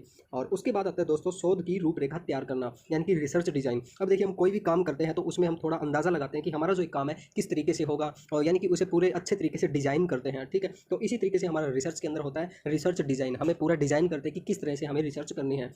उसके बाद आता है दोस्तों नमूना चयन, यानी कि सैम्पलिंग। उसके बाद जैसे कि हमें रिसर्च करनी है तो उसमें किन किन लोगों को शामिल करना है, किन किन एलिमेंट्स को लेना है, वो सारी चीज़ें होती है, तो उसे हम कहते हैं सैम्पलिंग। यानी कि रिसर्च के अंदर जो सैंपल लिए जाते हैं उसे हम क्या कहते हैं, सैम्पलिंग कहते हैं। अब देखिए दोस्तों अगला स्टेप आता है हमारा सामग्री इकट्ठा करना, यानी कि डेटा कलेक्शन। यानी कि सैम्पलिंग लेने के बाद में हमें ये जरूरी है कि हम अपने रिसर्च का पूरा डेटा इकट्ठा करें। उसके बाद आता है दोस्तों नंबर 7 पे परिकल्पना परीक्षण, यानी कि हाइपोथेसिस टेस्टिंग। अब देखिए हमने ये जो 3 नंबर पे हाइपोथेसिस बनाई थी, जो हमने कल्पना की थी, तो नंबर स्टेप पे जाके हम देखते हैं कि जो हमने सोचा था क्या वैसा हो रहा है या नहीं हो रहा, तो उस पर हम देखते हैं, उस पर हम विचार करते हैं, अपनी जो कल्पना है उसको देखते हैं। और उसके बाद आता है दोस्तों नंबर 8 पे सामान्यकरण तथा व्याख्या करना, यानी कि उसके बाद हमने ये देखिए नंबर स्टेप पे हाइपोथेसिस टेस्टिंग कर ली, यानी कि हमने अपनी परिकल्पना को देख लिया कि कैसे ये सही जा रही है गलत जा रही है। उसके बाद उसे हम जनरलाइज करते हैं, उसे हम थोड़ा सिंपली वे से देखने की कोशिश करते हैं, उसे सामान्य करने की कोशिश करते हैं। अब देखिए उसके बाद आता है दोस्तों हमारा निष्कर्ष, यानी कि हमने ऊपर 8 जो स्टेप फॉलो किए उससे हमें क्या निष्कर्ष निकल के आया है, और उसमें हम ये रिजल्ट निकलते हैं कि हमारी जो प्रोसेस है, हमारी जो रिसर्च है है वो सही है या गलत है, यानी कि बिल्कुल एक एग्जैक्ट निष्कर्ष निकालते हैं कि क्या निष्कर्ष निकला है हमारी जो रिसर्च है उससे। उसके बाद में दोस्तों अगर हमारी रिसर्च गलत है तो हम उस पर दोबारा से काम करना शुरू कर देते हैं, और अगर हमारी रिसर्च सही है तो वो है कि वो हमारी फाइनल रिसर्च हो जाती है और उसकी हम रिपोर्ट बनाते हैं और आगे फिर भेज देते हैं। तो इस तरीके से दोस्तों हमारी सिंपल रिसर्च होती है। और ये आप ये जो स्टेप है सारे के सारे स्टेप आप बहुत अच्छे से ध्यान में रख लेना, और आप ना लिखने की कोशिश करना, बार बार याद करके और बिना देखे लिखने की कोशिश करना, क्योंकि इसमें से बहुत ज़्यादा संभावना है दोस्तों क्वेश्चन आने की। ठीक है, तो इसकी प्रैक्टिस आपको करना बहुत ज़्यादा जरूरी है। दोस्तों हमारी अगली रिसर्च आती है साइंटिफिक रिसर्च। अब इसके अंदर क्या होता है दोस्तों, सबसे पहले हम ऑब्जर्वेशन करते हैं, ना कि सिलेक्शन ऑफ प्रॉब्लम। ठीक है, ये चीज़ आपको ध्यान में रखनी है, क्योंकि एग्जाम के अंदर कंफ्यूज कर सकते हैं, उसमें सिलेक्शन ऑफ प्रॉब्लम भी दिया हुआ होगा। लेकिन आपको ये देखना कि उन्होंने सिंपल रिसर्च पूछी हुई है या फिर साइंटिफिक रिसर्च पूछी हुई है। तो अब इसमें देखिए सबसे पहले ऑब्जर्वेशन आता है, फिर फॉर्मेशन ऑफ हाइपोथेसिस आता है, फिर एक्सपेरिमेंटल वेरिफिकेशन आता है, उसके बाद formation of law and theories. और अगर आप यहाँ पे हिंदी में पढ़ना चाहो तो ये हिंदी में भी पढ़ सकते हैं, सहविचरण, भ्रामक संबंधों का विचरण, सामान्यकरण और सिद्धांतीकरण। ठीक है, और दोस्तों अगर आपको ये पीडीएफ चाहिए तो ये आप पीडीएफ भी ले सकते हैं। इसके लिए आपको हमारा पेड ग्रुप ज्वाइन करना पड़ेगा, और लिंक हमने वीडियो डिस्क्रिप्शन बॉक्स में दिया हुआ है। और आगे हम देखते हैं दोस्तों किस तरह की रिसर्च होते हैं, उनके क्या क्या स्टेप होते हैं। अब ये देखिए मोस्ट इंपॉर्टेंट, मैं बार बार कहता हुआ आ रहा हूँ, ये है हमारी दोस्तों एक्शन रिसर्च। अब देखिए एक्शन रिसर्च के स्टेप क्या क्या होते हैं इसके अंदर। जैसे हिंदी में बात करें तो योजना निर्माण, सबसे पहले योजना का निर्माण करते हैं, फिर उसका क्रियान्वयन और फिर परीक्षण, फिर विमर्श। और इंग्लिश में इसे देखें तो सबसे पहले प्लान, फिर एक्ट, ऑब्जर्व और रिफ्लेक्ट। ये चार चीज़ आपको याद रखने की जरूरत है दोस्तों, और इसी से आपका काम बन जाएगा। और मैं बार बार कह रहा हूँ कि आप प्रैक्टिस करना दोस्तों, बार बार लिख के इसको देखना कि आपको याद रहता या नहीं रहता। नॉर्मली क्या होता है कि हमने एक बार पढ़ ली, हमें ये लगता है हाँ ये तो मेरे को याद है, ये तो मैं कर दूंगी या मैं कर दूंगा, लेकिन एग्जाम के अंदर हम कंफ्यूज हो जाते हैं कि पहले एक्ट था या फिर प्लान था, क्या था, ऐसे कंफ्यूज हो जाते हैं। तो इसकी आपको प्रैक्टिस करनी है। और आगे देखते हैं दोस्तों शोध निबंध के तत्व, यानी कि जो शोध निबंध होता है उसे हम किस तरीके से लिखते हैं, उसके भी जो स्टेप है वो थोड़े अलग हैं। अब इसमें देखिए शोध निबंध में क्या होता है, सबसे पहले प्रस्तावना होती है, फिर साहित्य पुनर्वीक्षण होता है, फिर शोध प्रणालियाँ होती है, फिर परिणाम और फिर चर्चा और निष्कर्ष।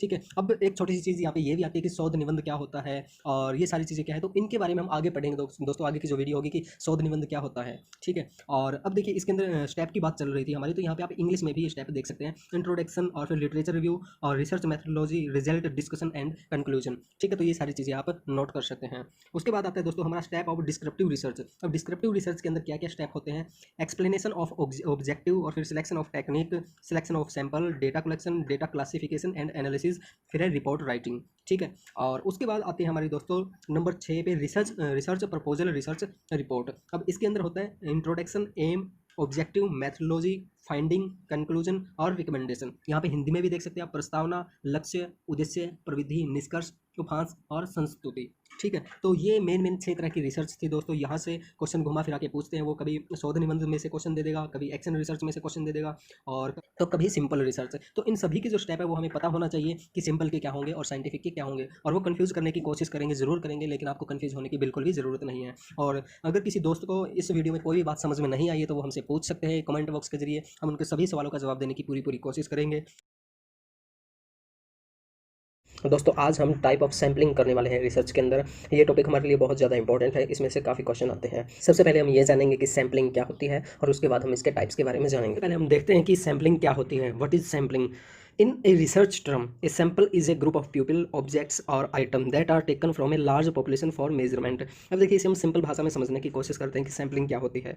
सैम्पलिंग एक लोगों का ग्रुप हो सकता है या फिर किसी चीज़ का समूह हो सकता है जो एक बहुत बड़ी पॉपुलेशन में से लिया जाता है। और इसे देखिए हम एग्जाम्पल के थ्रू समझते हैं। अब मान के चलते कि एक गाँव के अंदर पढ़े लिखे 1000 लोग हैं। ठीक है, ये पढ़े लिखे हुए 1000 लोग हैं, और हमें ये देखना है कि इनके अंदर जो पढ़े हुए लोग हैं उनके अंदर दहेज के प्रति उनकी क्या सोच है। तो हम ऐसा तो नहीं करेंगे ना कि हर एक इंसान से जाके मिलेंगे। हम क्या करेंगे कि उन 1000 लोगों में से हम 60 से 70 लोग या 100 लोग इकट्ठा करेंगे, यानी कि कुछ चुनिंदा लोग लेंगे हम, और उनसे राय जानेंगे कि आपकी दहेज के प्रति क्या राय है। ठीक है, तो इस तरीके से हम सैम्पलिंग लेते हैं, यानी कि एक बहुत बड़ा ग्रुप होता है, टोटल पॉपुलेशन में से हम कुछ चुनिंदा लोगों को लेते हैं सैंपल के रूप में उनकी राय जानने के लिए, तो उसे हम क्या कहते हैं, सैम्पलिंग कहते हैं। और आगे हम देखते हैं कि सैम्पलिंग रिसर्च में कितने प्रकार की होती है और किस तरह से ये यूज होती है। अब देखिए टाइप ऑफ सैम्पलिंग रिसर्च के अंदर मुख्य रूप से 2 तरह की होती है, एक होती है प्रोबेबिलिटी सैम्पलिंग और एक होती है नॉन प्रोबेबिलिटी सैम्पलिंग। अब देखिए प्रोबेबिलिटी सैम्पलिंग मैं आपको बताऊं तो जैसे हमने 5th क्लास से लेके हम क्वेश्चन करते हुए आ रहे थे कि एक थैला है, थैले के अंदर 10 बॉल रखी हुई है। ठीक है, उसके अंदर लाल भी है, नीली भी है और पीली भी है, उसमें से हमें 4 बॉल निकालनी है, तो नीली होने की संभावना क्या होगी। तो वो इस तरह के सवाल करते थे, तो आपको शायद पता होगा प्रोबेबिलिटी नॉन प्रोबेबिलिटी सैम्पलिंग के बारे में। ठीक है, और नहीं पता तो चलो मैं बता देता हूँ। अब देखिए हम इसमें भी एग्जाम्पल लेते हैं, जैसे कि क्लास में लॉटरी तरीके से बच्चों का सिलेक्शन करना है। मान के चलते कि एक कंपटीशन है और उसके अंदर हमें बच्चे चाहिए अपनी क्लास में से उस कंपटीशन में पार्टिसिपेट करने के लिए। अब 30 बच्चे हैं। अब हम किसी अगर डायरेक्टली किसी एक बच्चे को लेंगे या 4-5 बच्चों को लेंगे तो दूसरे बच्चे हैं वो हो सकता है नाराज़ हो जाए कि हमें नहीं लिया। तो हम क्या करेंगे कि एक लॉटरी सिस्टम बनाएंगे और हम कहेंगे कि इसमें जिसका भी नंबर आएगा, जैसे पर्ची रख देंगे एक डिब्बे के अंदर 30 पर्चियाँ रख दी और उसमें कहेंगे भाई जो भी 5 पर्चियाँ निकलेगी जिसके भी नाम की और उसे हम लेके जाएंगे। तो इसे हम क्या कहते हैं दोस्तों, लॉटरी सिस्टम कहते हैं, यानी कि प्रोबेबिलिटी सैम्पलिंग कहते हैं। इसमें दोस्तों सभी को इक्वल चांस होते हैं सैंपल बनने के। ठीक है, यहाँ पे आप इंग्लिश में इसमें पढ़ सकते हैं। अब देखिए अगली आती है हमारी नॉन प्रोबेबिलिटी सैम्पलिंग। अब ये जो नॉन प्रोबेबिलिटी सैम्पलिंग है ये प्रोबेबिलिटी सैम्पलिंग की विपरीत है। इसके अंदर क्या होता है दोस्तों, जो हम सैंपल इकट्ठा करते हैं वो कहीं ना कहीं अपनी मर्जी के अनुसार सिलेक्ट करते हैं और उसके अंदर प्रोबेबिलिटी नहीं होती। सभी बच्चों के शामिल होने की जो संभावना है वो एक जैसी नहीं होती। जैसे कि हम दोबारा फिर एग्जाम्पल लेते हैं, इसके अंदर हमें बच्चों का सिलेक्शन करना है किसी कंपटीशन एग्जाम के लिए, तो हम पहले से ही डिसाइड कर लेते हैं कि जो बच्चा साइंस के अंदर और मैथ के अंदर ज़्यादा होशियार है, ज़्यादा अच्छे मार्क्स आते हैं, उस बच्चे को हम लेंगे। ठीक है, तो क्लास में सबसे पहले देखेंगे कि कौन कौन बच्चों के साइंस में और मैथ में ज़्यादा नंबर आते हैं, तो उनको हम अलग से निकालेंगे। तो ये क्या होगी दोस्तों, ये हमारी नॉन प्रोबेबिलिटी सैम्पलिंग होगी। इसके अंदर हमने डिसाइड किया कि हमें कौन से बच्चे लेने हैं। और आगे देखते हैं कि प्रोबेबिलिटी सैम्पलिंग और नॉन प्रोबेबिलिटी में किस किस तरह के टाइप होते हैं। अब देखिए प्रोबेबिलिटी सैम्पलिंग के अंदर सबसे पहले आता है हमारा रैंडम सैम्पलिंग आता है। रैंडम सैम्पलिंग मैंने बताया दोस्तों, हम इसमें रैंडम तरीके से चुनते हैं। जैसे कि वही कि 30 बच्चों की क्लास है और 30 में से हमें कोई 5 बच्चे लेने, तो हमने कोई भी 5 बच्चे उठा लिए बगैर कुछ देखे भाई इसे कितना आता है और कितना नहीं आता, ये काला है या गोरा है, कैसा है, लड़का है लड़की है, कोई कुछ भी हमने नहीं देखा, बस सीधे उनको उठा लिया।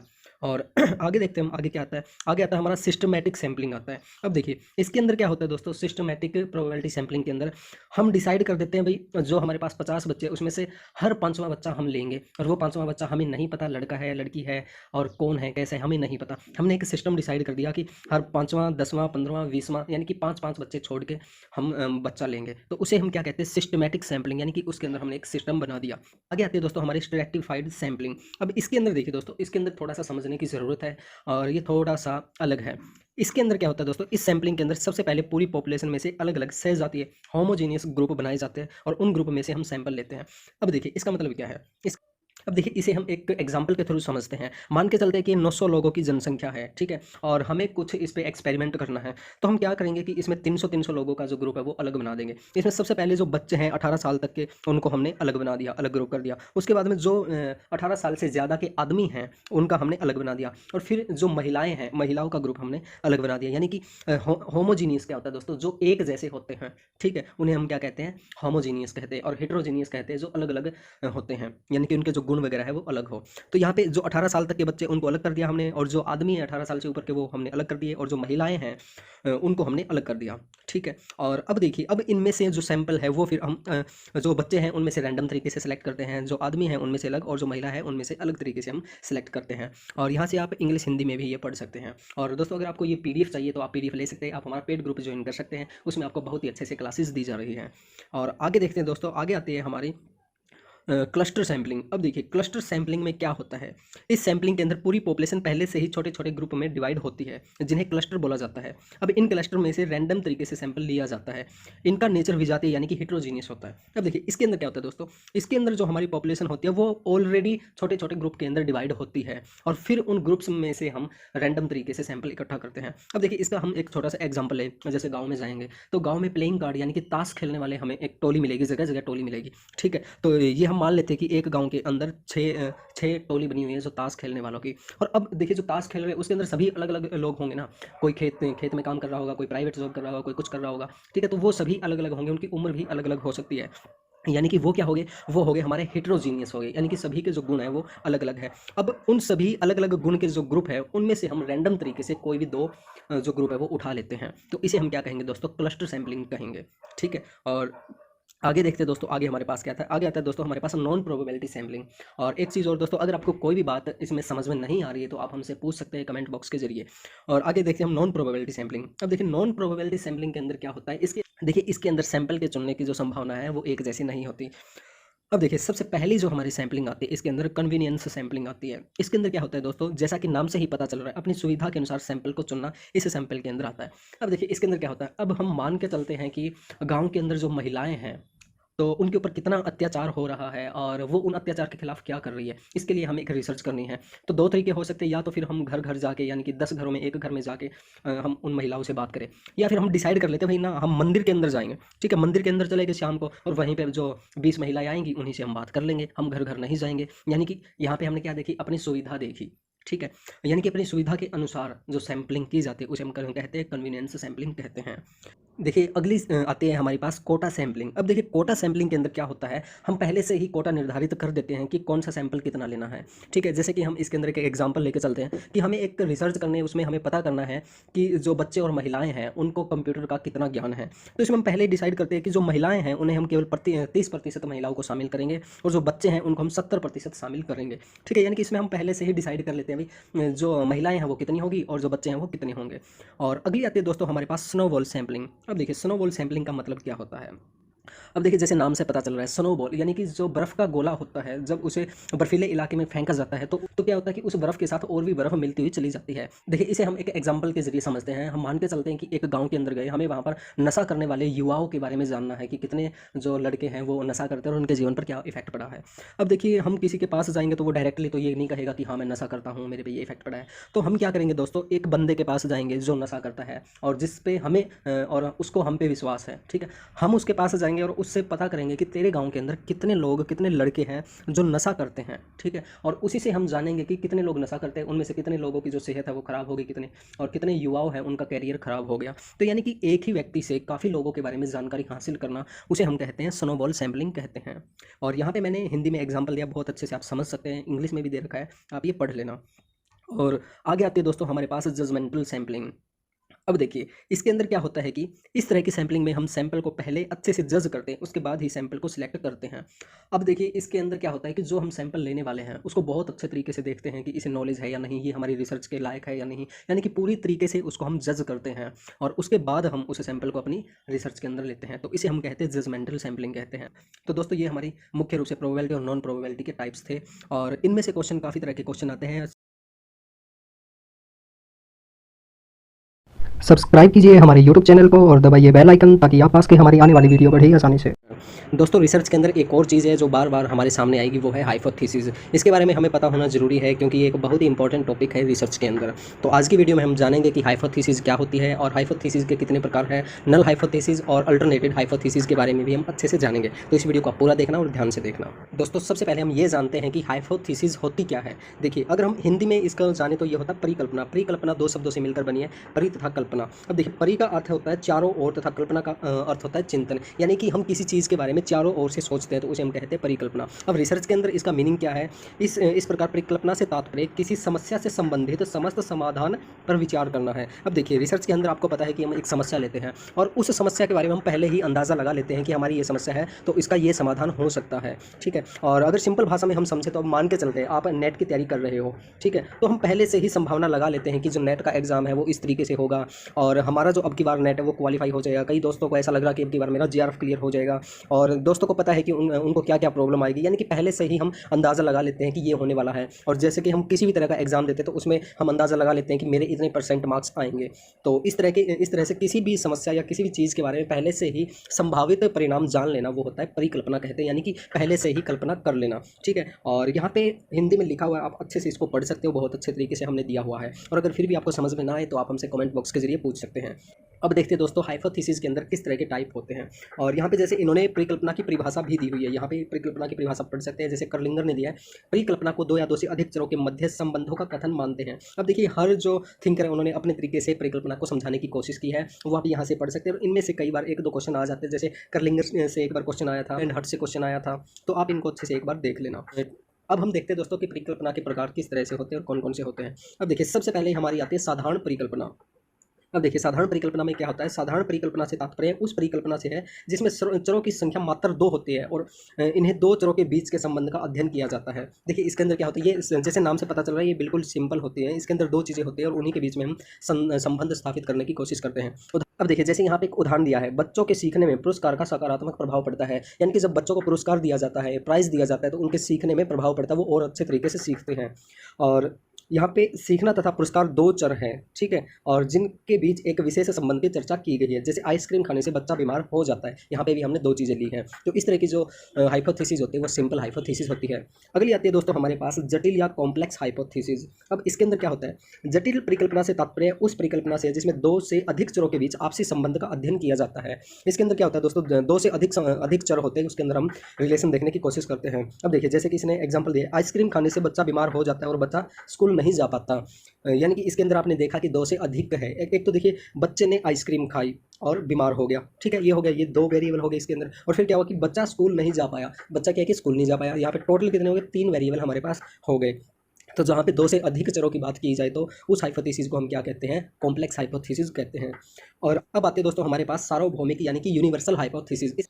अब देखिए इसके अंदर क्या होता है, ऐसी परिकल्पना जो हर क्षेत्र और समय में समान रूप से व्याप्त और अर्थात परिकल्पना का स्वरूप एक जैसा हो। यानी कि ऐसी परिकल्पना जो हर समय और हर क्षेत्र में एक जैसी लागू हो, उसे हम क्या कहते हैं, यूनिवर्सल। यूनिवर्सल का जैसे नाम से पता है कि जो पूरे वर्ल्ड के ऊपर लागू हो, उसे कहते हैं। अब देखिए उदाहरण स्वरूप, पुरस्कार देने से सीखने की प्रक्रिया में तेजी आती है। अब देखिए ये कोई भी फील्ड हो, चाहे हमारा टेक्निकल फील्ड हो, चाहे एजुकेशनल फील्ड हो, चाहे कैसा भी फील्ड हो, अगर हम किसी को प्राइज देंगे, किसी को प्रोत्साहित करेंगे तो उसमें सीखने की प्रक्रिया होगी वो तेज होगी। और ये चाहे आप अमेरिका में कर रहे हो, चाहे इंडिया में कर रहे हो, चाहे कहीं पे भी कर रहे हो, ये हर जगह लागू होगी। तो इसे हम क्या कहते हैं, यूनिवर्सल हाइपोथेसिस कहते हैं। यानी कि ऐसी हाइपोथेसिस जो हर जगह और हर टाइम पे लागू हो। अब देखिए अगली आती है हमारे पास एग्जिस्टिंग हाइपोथेसिस। इसके अंदर क्या होता है दोस्तों, इस प्रकार की परिकल्पना यदि सभी व्यक्ति या परिस्थितियों के लिए नहीं तो कम से कम एक व्यक्ति या परिस्थिति के लिए निश्चित रूप से सही होती है। अब देखिए यूनिवर्सल के अंदर हमने बात की थी कि ऐसी हाइपोथेसिस जो हर जगह हर टाइम पर लागू हो, ठीक है, लेकिन यहाँ पे क्या होता है कि वो हर जगह और हर व्यक्ति के लिए लागू नहीं होती, वो कुछ व्यक्तियों के लिए लागू हो सकती है। और अब इसमें देखते हैं, जैसे कि एग्जाम्पल दिया है, सीखने की प्रक्रिया में कक्षा में कम से कम एक बालक ऐसा है जो पुरस्कार की बजाय दंड से सीखता है। अब देखिए यहाँ पे इन्होंने कहा है कि एक बच्चा ऐसा जो दंड से सीखता है। अब कक्षा के अंदर जैसे मान के चलते हम 30 बच्चे हैं, ठीक है, तो उनमें से 30 के 30 बच्चे ऐसे नहीं है कि जो सभी को मार कुटाई की जाए तो वो सीखे, लेकिन उनके अंदर कुछ बच्चे ऐसे होते हैं जो केवल मारने से ही सीखते हैं। जैसे एक बात कही जाती है ना कि लातों के भूत बातों से नहीं मानते, ठीक है, तो कई बच्चे ऐसे होते हैं जब उनको डांटा जाता है, उनको पीटा जाता है, तब वो काम करके लेके आते हैं। तो इस तरह की जो हाइपोथेसिस होते हैं उसे हम कहते हैं एग्जिस्टिंग हाइपोथेसिस कहते हैं। और आगे हम देखते हैं कि आगे किस तरह की होती है। आगे दोस्तों हमारे पास जो मोस्ट इंपॉर्टेंट दो हाइपोथेसिस है जिनमें से क्वेश्चन आते हैं वो है हमारे पास नल हाइपोथेसिस और अल्टरनेटिव हाइपोथेसिस, और इन्हें हिंदी में कहते हैं शून्य परिकल्पना और वैकल्पिक परिकल्पना। इनके बारे में अच्छे से पता होना हमें जरूरी है। अब देखिए एक चीज़ इसके अंदर हम बताते हैं कि इनके बारे में सबसे पहले प्रोफेसर R.A. फिशर ने बताया था। ये क्वेश्चन एक बार आया था कि नल हाइपोथेसिस और अल्टरनेटिव हाइपोथेसिस किसने दी थी, तो ये हमें पता होना चाहिए। और दूसरी चीज़ इनके अंदर हमें देखना जरूरी है कि जो नल हाइपोथेसिस है उसको H0 से डिनोट करते हैं और अल्टरनेटिव हाइपोथेसिस को H1 और HA से संबोधित किया जाता है। अब इनके बारे में हम पढ़ते हैं कि ये क्या होती है। अब देखिए सबसे पहले हम नल हाइपोथेसिस देखते हैं। शून्य परिकल्पना शोध परिकल्पना के ठीक विपरीत होती है। अब देखिए यहाँ पे जो शोध परिकल्पना है उसे हम वैकल्पिक परिकल्पना या अल्टरनेटिव हाइपोथेसिस भी कहते हैं। यानी कि यहाँ पे इन्होंने क्या कहा है कि शून्य परिकल्पना यानी कि नल हाइपोथेसिस शोध परिकल्पना यानी कि अल्टरनेटिव हाइपोथेसिस के ठीक विपरीत होती है। अब देखिए इसके अंदर थोड़ा और समझने की कोशिश करते हैं। इस परिकल्पना के माध्यम से हम चरों के बीच कोई अंतर नहीं होने के संबंध का उल्लेख करते हैं। इसके अंदर क्या होता है दोस्तों, नल हाइपोथेसिस के अंदर हमारे पास अगर दो या दो से अधिक चर है तो उनके अंदर हमें कोई भी डिफरेंस नजर नहीं आता, वो हमें इक्वल नजर आती है। अब देखिए इसके अंदर हम एग्जाम्पल देखते हैं कि विज्ञान वर्ग के छात्रों की उपलब्धि एवं कला वर्ग के छात्रों की उपलब्धि में कोई अंतर नहीं है। अब देखिए जैसे एक तो हमारे पास साइंस के स्टूडेंट है और दूसरी तरफ अपने पास आर्ट के स्टूडेंट है, ठीक है, तो अब इनके उपलब्धियों में हम देखते हैं कि ये दोनों के दोनों इक्वल है, इनमें कोई ज़्यादा डिफरेंस नहीं है। तो ये क्या होगी दोस्तों, ये हमारी होगी नल हाइपोथेसिस। यानी कि हमें इन दोनों की नॉलेज में कोई डिफरेंस नहीं लगा तो हम क्या कहेंगे कि ये नल हाइपोथेसिस है, ये दोनों इक्वल है। आगे हम देखते हैं दोस्तों वैकल्पिक परिकल्पना। अब इसके अंदर क्या होता है दोस्तों, अब ये देखिए दोस्तों अल्टरनेटिव हाइपोथेसिस शून्य परिकल्पना के विपरीत होती है। अब ये जो अल्टरनेटिव हाइपोथेसिस होती है ये नल हाइपोथेसिस के उल्टी होती है। इसके अंदर क्या होता है, जैसे ऊपर के ही उदाहरण को देखते हैं हम, ये देखिए जैसे ऊपर के ही उदाहरण को देखते हैं हम, इंटरव्यू लेने पर हमें पता चलता है कि विज्ञान वर्ग के छात्रों की उपलब्धि एवं कला वर्ग के छात्रों की उपलब्धि में काफी अंतर है। ये देखिए यहाँ पे नल हाइपोथेसिस में हमने पहले क्या देखा कि एक टेस्ट लेके देखा था, तो उसमें साइंस और आर्ट के जो बच्चे थे उन दोनों के इक्वल नंबर आए थे, ठीक है, तो उस बेस पे हमने कहा था कि ये नल हाइपोथेसिस है, दोनों में कोई अंतर नहीं है। और दूसरी बार हमने क्या किया कि दोनों तरह के साइंस के बच्चों और आर्ट के बच्चे इन दोनों का हमने इंटरव्यू लिया। इंटरव्यू लेने से हमें पता चला कि जो साइंस के बच्चे हैं वो ज़्यादा इंटेलिजेंट है। तो ये हमारी क्या हो गई, हमारी अल्टरनेटिव हाइपोथेसिस हो गई। ठीक, हाइपोथेसिस के बाद में हमारे पास जो इंपॉर्टेंट टॉपिक आता है वो है दोस्तों एरर इन रिसर्च। अब एरर इन रिसर्च करना हमारे लिए बहुत जरूरी है क्योंकि इसमें से कई बार क्वेश्चन पूछे जाते हैं। अब रिसर्च के अंदर मुख्य रूप से दो तरह के एरर होते हैं दोस्तों, एक होता है टाइप 1 एरर और एक होता है टाइप 2 एरर। अब देखिए टाइप 1 एरर क्या होता है, in this research if the product is actually good quality but research data show bad quality. अब देखिए देखिए इसे हम एग्जाम्पल के थ्रू समझने की कोशिश करते हैं कि हमारे पास मिल्क है, ठीक है, और मिल्क आप सभी को पता है ये स्वास्थ्य के लिए बहुत अच्छा होता है, पीना हमारे लिए स्वास्थ्य के लिए काफ़ी अच्छा होता है। लेकिन जब रिसर्च की जाए या फिर कहीं पे हम देखें तो अगर रिसर्च हमें ये बताएं कि जो मिल्क है, दूध पीना स्वास्थ्य के लिए हानिकारक है, तो उसे हम क्या कहेंगे, वो होगा टाइप 1 एरर। यानी कि किसी अच्छी चीज़ को अगर रिसर्च गलत बताए तो उसे हम क्या कहते हैं, टाइप 1 एरर कहते हैं। ठीक है, समझ में आ गया आपको। और आगे हम देखते हैं कि टाइप 2 एरर क्या होता है। टाइप 2 एरर के अंदर क्या होता है, in this research if the product is actually bad quality but research data show this good quality then we say it type 2 error. अब देखिए इसे भी एक एग्जांपल के थ्रू समझने की कोशिश करते हैं। इसके अंदर क्या होता है दोस्तों, किसी खराब प्रोडक्ट को अगर रिसर्च अच्छी क्वालिटी का बताए तो उसे हम क्या कहते हैं, टाइप 2 एरर कहते हैं।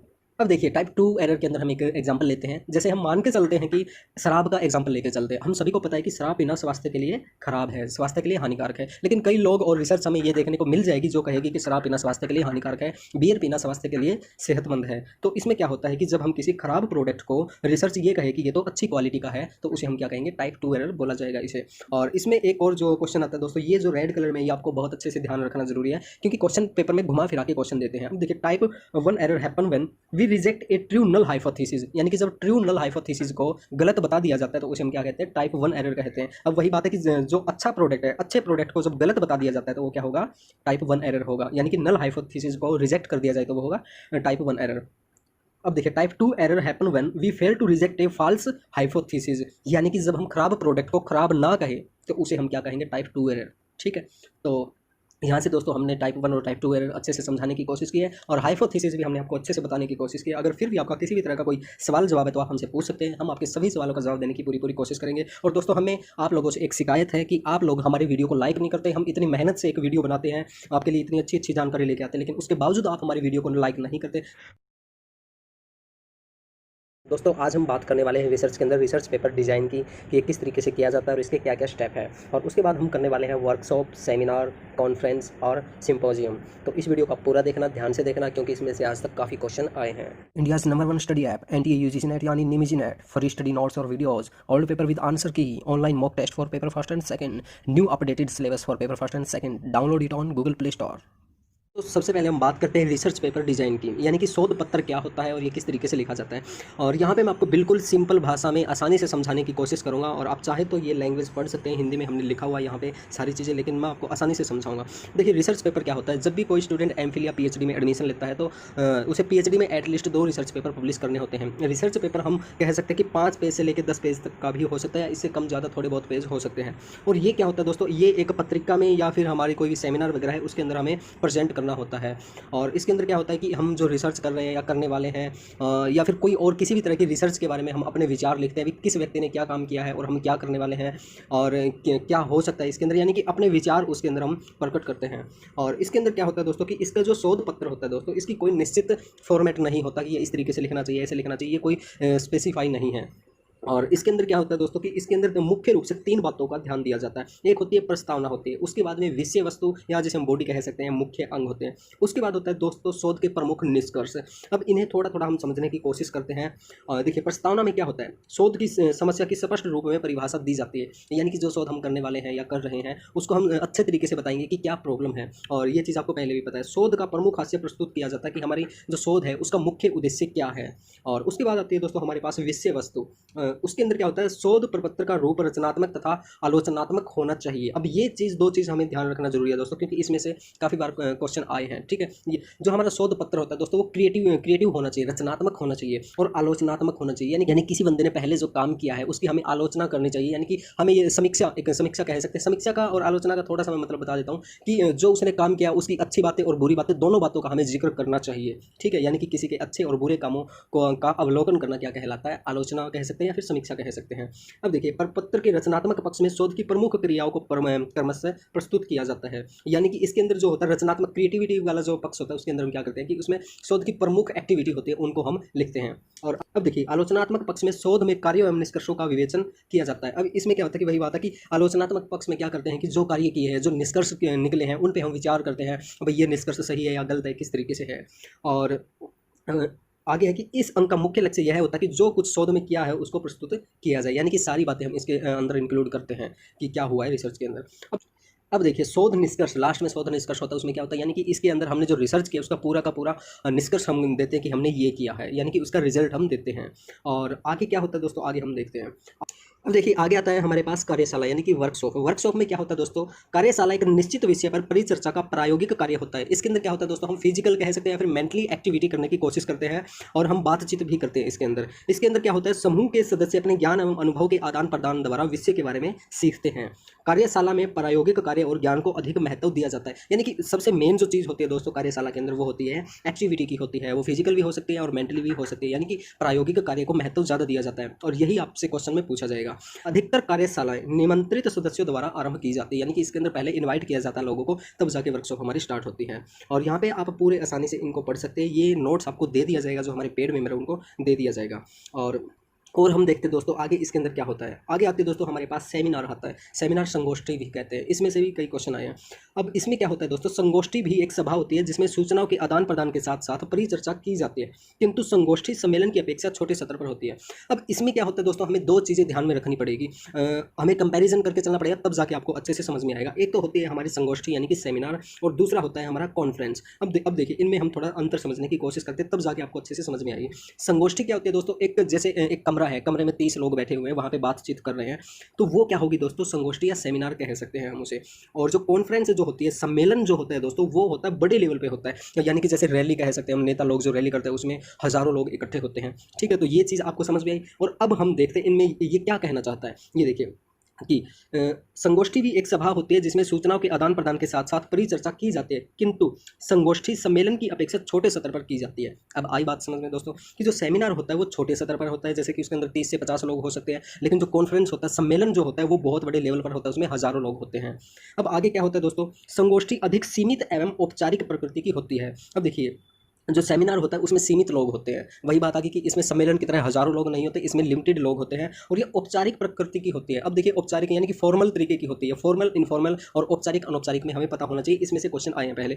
अब देखिए इसका मतलब क्या है, औपचारिक प्रकृति की होती है, इसका मतलब क्या है कि जैसे मान के चलते कि सेमिनार के अंदर हमारे पास 50 लोग हैं, ठीक है, तो जब हम सेमिनार कर रहे हैं तो उन 50 लोगों के साथ कम्युनिकेट कर सकते हैं, हम आंखों में आंखें मिला के बातें कर सकते हैं, 50 लोगों के साथ हम बहुत अच्छे से कम्युनिकेशन कर सकते हैं। तो वो क्या होगी दोस्तों, हमारी औपचारिक होगी। उसके अंदर हम क्वेश्चन पूछ सकते हैं, जो हमारे सदस्य हैं उनसे अपने क्वेश्चन पूछ सकते हैं, सवाल जवाब कर सकते हैं, यानी कि बहुत अच्छे तरीके से उनके साथ हम कम्युनिकेशन कर सकते हैं, तो उसे क्या कहेंगे, औपचारिक प्रकृति कहेंगे।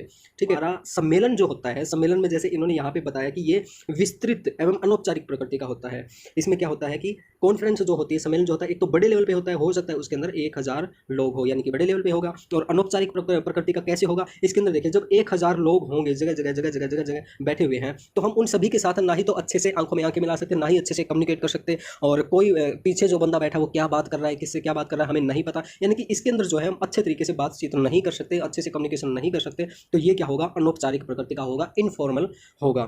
ठीक है, और इसमें से यही क्वेश्चन आए थे दोस्तों पहली बार कि जो सम्मेलन है वो औपचारिक होता है, अनौपचारिक होता है, वाइड होता है या स्मॉल होता है, किस तरीके से होता है। तो ये छोटी छोटी चीज़ें जो हमें याद रखना जरूरी है।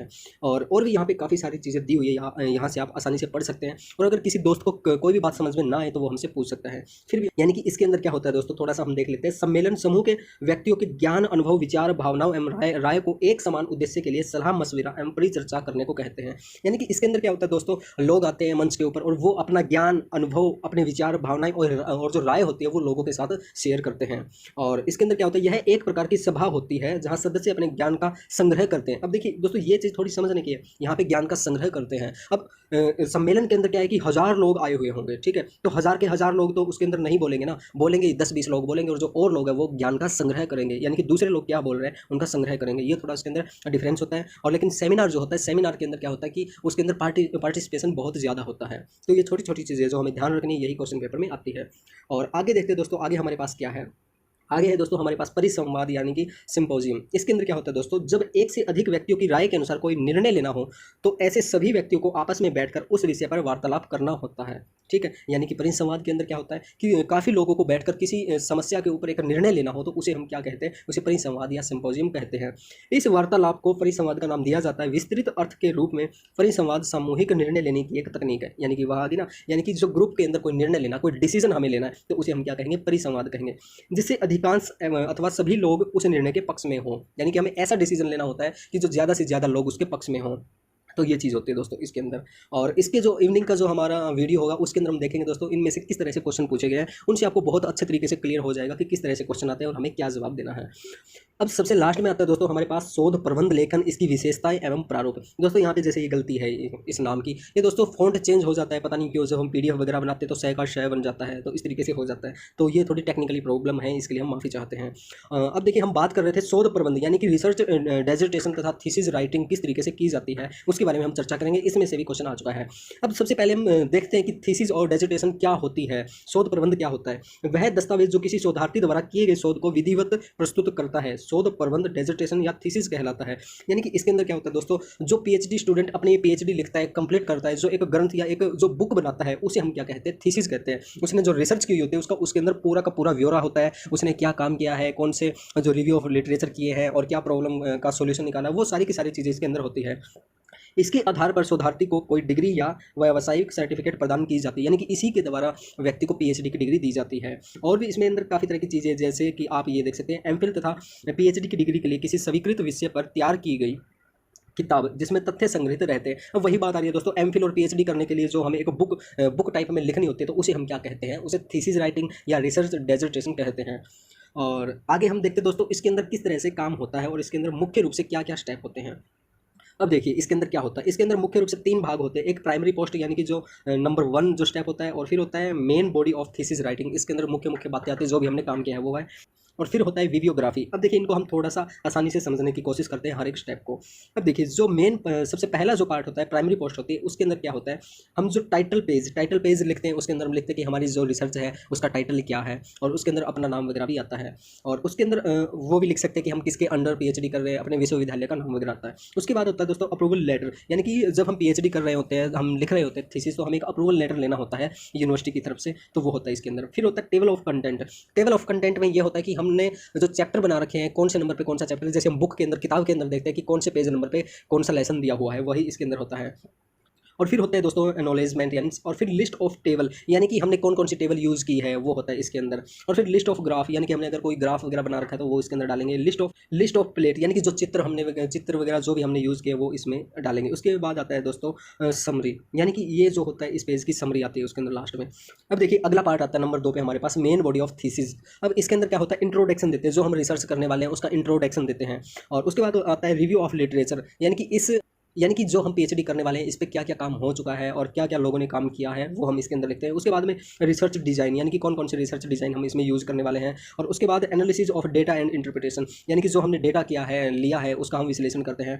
फिर हम इसके अंदर रिसर्च अचीवमेंट वगैरह देखते हैं, यानी कि शोध की हमारी उपलब्धियाँ क्या क्या है और क्या निष्कर्ष निकला है, और उसको जनरलाइज करते हैं हम। उसके बाद आता है सजेशन एंड रिकमेंडेशन, यानी कि हमने जो रिसर्च की है उससे हम क्या सजेशन देना चाहते हैं लोगों को, वो इसके अंदर आएगा सजेशन के अंदर। उसके फिर सबसे लास्ट में आता है हमारे पास वीडियोग्राफी एंड इंडेक्सिंग। इसके अंदर क्या होता है, सबसे पहले होता है रेफरेंस, फिर होता है अपेंडिक्स, फिर होता है इंडेक्स, और फिर होता है एब्रीविएशन। अब देखिए मैं आपको लाइव दिखाता हूँ इसके अंदर किस तरीके से होता है ताकि आप अच्छे से समझ सकें। रेफरेंस के अंदर क्या होता है दोस्तों, जो चीज़ हमने जहाँ से उठाई है, यानी कि हमें अपनी थीसिस लिखने के दौरान कुछ बातें किसी दूसरी बुक से किसी राइटर की उठानी पड़ती है, तो वो हमें रेफरेंस के अंदर देनी होती है। और उसके बाद आती है दोस्तों हमारे पास इंडेक्सिंग। इंडेक्सिंग के अंदर हम ये लिख सकते हैं कि जो ए से शुरू होने वाले जो शब्द है वो क्या है, उनकी कौन से पेज नंबर पर क्या कंटेंट दिया हुआ है, वो होता है इंडेक्सिंग होता है। ये आप एक एग्जाम्पल के थ्रू देख सकते हैं। और उसके बाद आता है दोस्तों हमारे पास इंडेक्सिंग और एब्रीविएशन। अब एब्रीविएशन के अंदर क्या होता है दोस्तों, जो हमारी शॉर्ट फॉर्म होती है, शॉर्ट फॉर्म फुल फॉर्म, उनके बारे में हम जिक्र करते हैं। यहाँ पे ये एग्जाम्पल आप देख सकते हैं। तो दोस्तों इस तरीके से वीडियोग्राफी दी जाती है जिसके अंदर ये चीज़ें मुख्य रूप से होती है। और ये था हमारा दोस्तों शोध प्रबंध यानी कि थीसिस राइटिंग। और दोस्तों अगर इसमें से आपका किसी भी तरह का कोई सवाल है तो आप हमसे पूछ सकते हैं कमेंट बॉक्स के जरिए। दोस्तों सबसे पहले हम बात करते हैं रिसर्च एथिक्स की। अब देखिए रिसर्च एथिक्स को हिंदी में कहते हैं अनुसंधान नैतिकता। सबसे पहले हम इसका सिंपली भाषा में मतलब समझ लेते हैं कि रिसर्च एथिक्स का मतलब क्या होता है।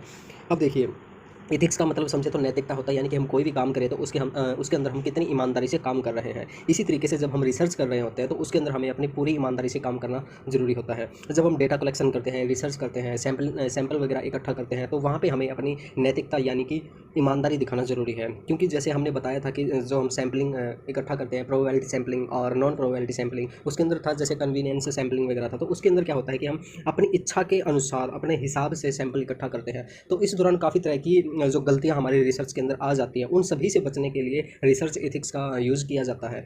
तो यहाँ पे हम देखते हैं कि रिसर्च एथिक्स के अंदर क्या होता है। अनुसंधान नैतिकता का आशय अनुसंधान के प्रदत्त संकलन यानी कि जो सैंपल इकट्ठा करते हैं तथा विवेचन के चरण में संगत माना जाता है। ये वही बात आ गई जब हम डेटा कलेक्शन वगैरह करते हैं तो उसके अंदर ये सबसे ज़्यादा यूज होता है। और जैसे शोध रिपोर्ट को रिपोर्ट करना, समस्या का प्रतिपादन और अनुसंधान निष्कर्षों का प्रतिपादन करना। ये देखिए दोस्तों, थोड़ा हिंदी में आपको थोड़ा कन्फ्यूज कर सकता है ये।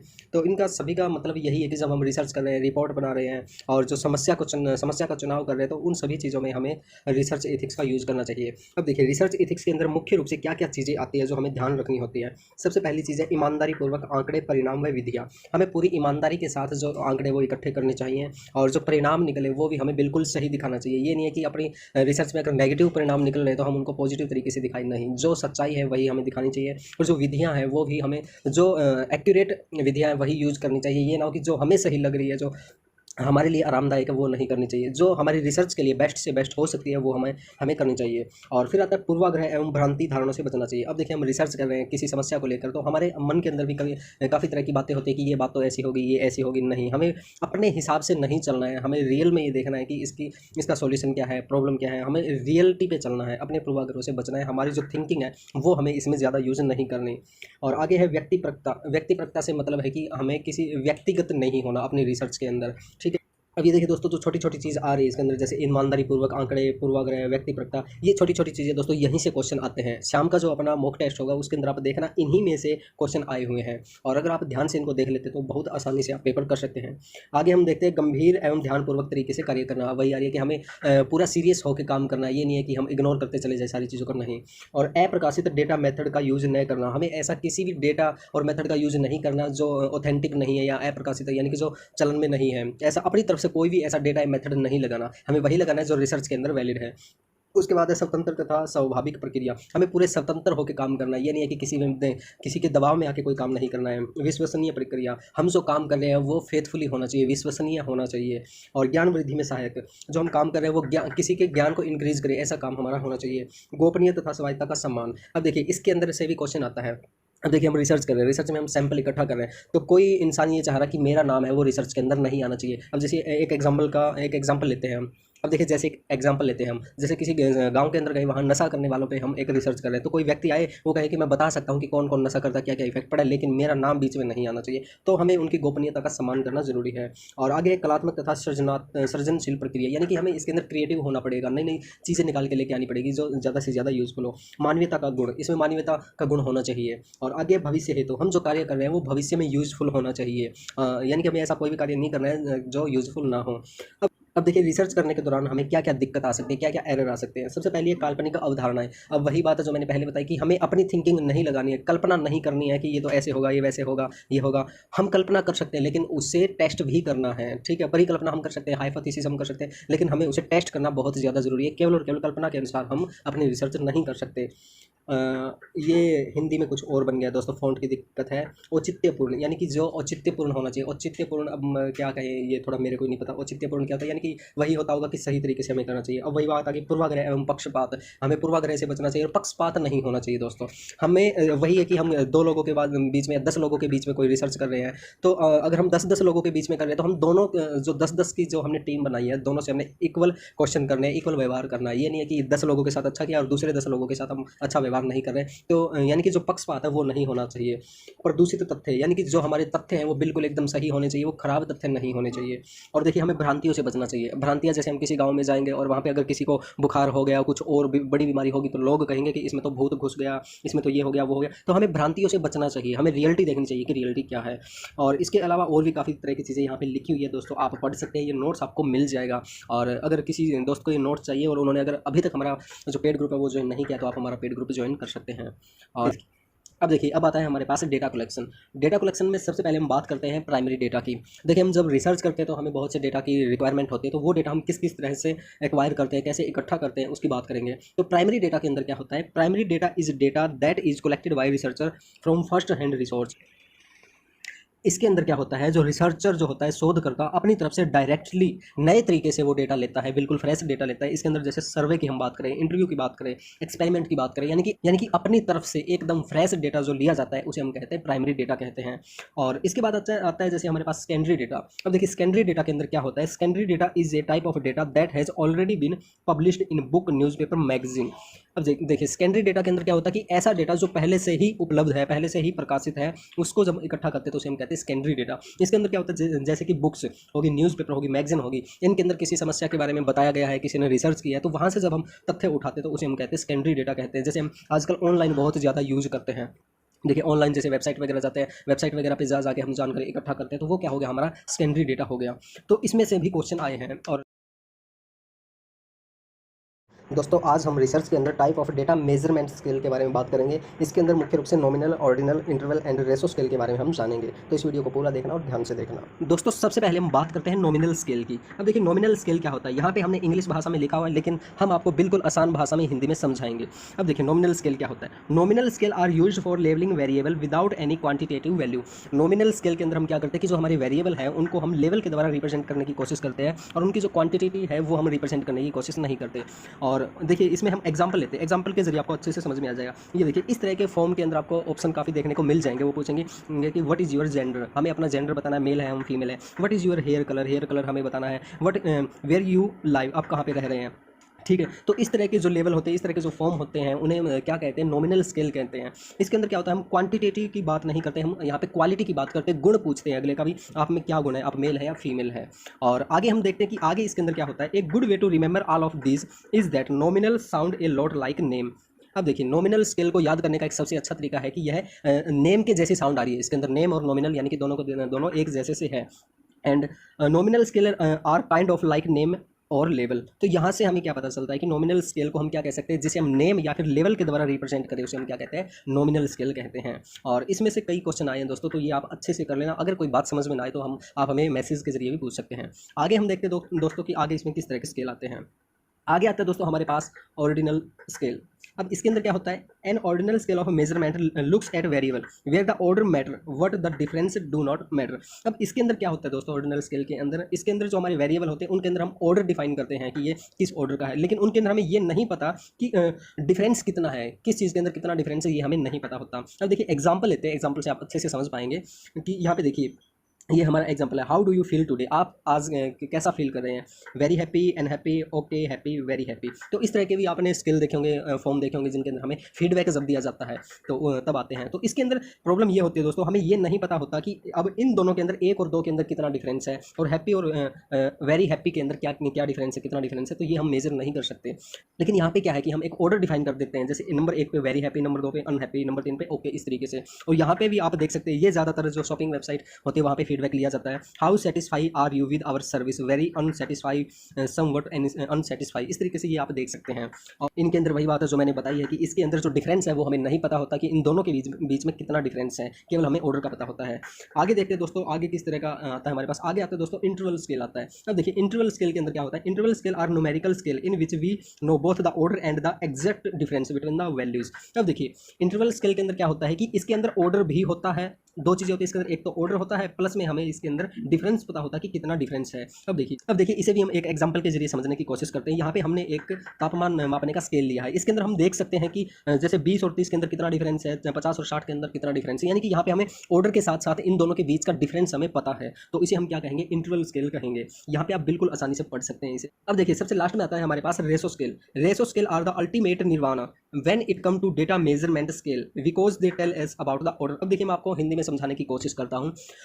रेशो स्केल के अंदर क्या होता है, इसके अंदर हम ऑर्डर भी डिफाइन कर सकते हैं, लेवल भी डिफाइन कर सकते हैं, सारी चीज़ें डिफाइन कर सकते हैं, लेकिन इसके अंदर हम एक एब्सोल्यूट जीरो के बारे में भी जिक्र करते हैं। अब देखिए इसका मतलब क्या है, they tell us the exact value between units and they also have an absolute zero. इसका मतलब क्या है कि जो रेशो स्केल होता है दोस्तों, उसके अंदर हम एग्जैक्ट वैल्यू डिफाइन करते हैं कि कितना है जो हम स्केल होता है। अब देखिए थोड़ा सा मैं एग्जाम्पल लेके चलता हूँ। अभी देखिए जो इंटरवल स्केल है, इंटरवल स्केल के अंदर आप कहीं भी देख लेना, इनके अंदर आपको 10-10 का अंतर मिलेगा, ठीक है।